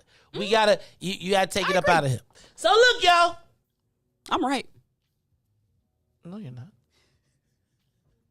And you heard old boy said, who's called us and said, was it Devin said, get in your place? I said, I see why you got shoes on. Get to the kitchen. Get your butt to the kitchen and get to cooking. Stop talking. Y'all, Everybody got a place. women, right, but I'll women. be talking again. Next month, we going to have Women Talk Day. Hey, when we take this over, Reese, we going to have the women. Oh, I forgot. Reese off. He progressive. Right, he like, oh, yeah, we could all fight together. Hey, you know, I tell my girl all the time, man, sometimes I miss the early 1900s when you just shut up. Sit down in that corner. Right. And then she like, yeah, I bet you would have liked them. That's I ain't gonna Hey, lie, man. if a real man tell a woman to sit down, she'll probably sit down. You got to say it like good. Like, sit your fine ass down. She's like, okay. Yeah, so you like that, Ruthie? You like that, Ruthie? Yeah. I'm going to be like, if you don't sit your monkey ass down. See, I'm and, going to lay you down. and that's why she going to come with a rebuttal. You sit your Who you think you talking to? Then I'm going to be like. Because that's what y'all like. Oh, wait, let me Y'all stop. like that. Let me Black men, stop y'all because like they're that. going to be talking about the end of the campaign is going to be like, Maze abused his wife. No, Carrie's the boss. All I do is I clean, cook. I be talking again. I be talking. All right, y'all. It's the Maze Jackson. Hey, why y'all still with us? Y'all ain't got to go to work. Yeah, they got to go to work. You see, they just, because we the best, because I'm the best. I be talking again. With some shoes, but I bet she won't have no shoes on. Listen, I know how to listen. I stay in my lane. If I can carve out my lane, I stay in it. You ain't stayed in it the whole time we've been here today. Just so we clear. All right, y'all. This is the Maze Jackson Show. This has been a good one. I am the host of the Maze Jackson Show. So for Maze, Reese, and Ruthie, every single day we ask the question, what's in it for the black people? And if you don't like it, still tell them. Maze said we out of here. Peace. Let's get down to business and go ahead and address the facts, man. Lightfoot seems more lesbian than black. Rahm Emanuel's another case. He was just as tired. 50 closed schools left much to be desired. Police had Anjanette naked on that body cam. They suppressed the footage so it couldn't touch a lot of hands. Reminds me of that 16 shots in that cover-up. Both of them similar, so I went and dug it up. George Floyd killed, a lot of riots happening in town. Southside burned and they wouldn't let them bridges down. Grandmother sick, need a prescription and plus a couple groceries. You gon' have to travel just to get it now. COVID-19 out here shutting all the business down. Not enough SBA loans to even give around. So many failed businesses that you can put them in the pile. If you don't survive the pandemic, it's gon' sit you down. We sing, dance, play ball, entertain, and crack jokes. Government infested black neighborhoods with crack smoke. System that milked us so bad, we got lactose. Still trying to find out what's in it for us black folks. We sing, dance, play ball, entertain, and crack jokes. Government infested black neighborhoods with crack smoke. System that milked us so bad, we got lactose. Still trying to find out what's in it for us black folks. Shout out to Willie Wilson, hope one day you get to send it. We need some different players in the game to handle business. So many shady characters like Madigan and Blotto. But when you really break it down, it's typical Chicago. City full of gangsters, it's what the land was built on. Same streets with hood legends, DNA gets spilled on. Carjackers out here lurking, trying to get they steal on. Looking for a block to put them Hellcat wheels on. Let this give bogus appraisals a red line. Car crackers out here getting minimal fair time. And I'm concealed carry, I stay with the pipe. But Illinois gun laws giving minimal rights. Stay up on the swivel, make sure I'm moving tight. Check all of my mirrors when I pull up to the light. Pick my homie up from out of town, man, he caught a flight. He was hella nervous, told him, shorty, this is a way of life. We sing, dance, play ball, entertain, and crack jokes. Government infested black neighborhoods with crack smoke. System that milked us so bad, we got lactose. Still trying to find out what's in it for us black folks. We sing, dance, play ball, entertain, and crack jokes. Government infested black neighborhoods with crack smoke. System that milked us so bad, we got lactose. Still trying to find out what's in it for us black folks.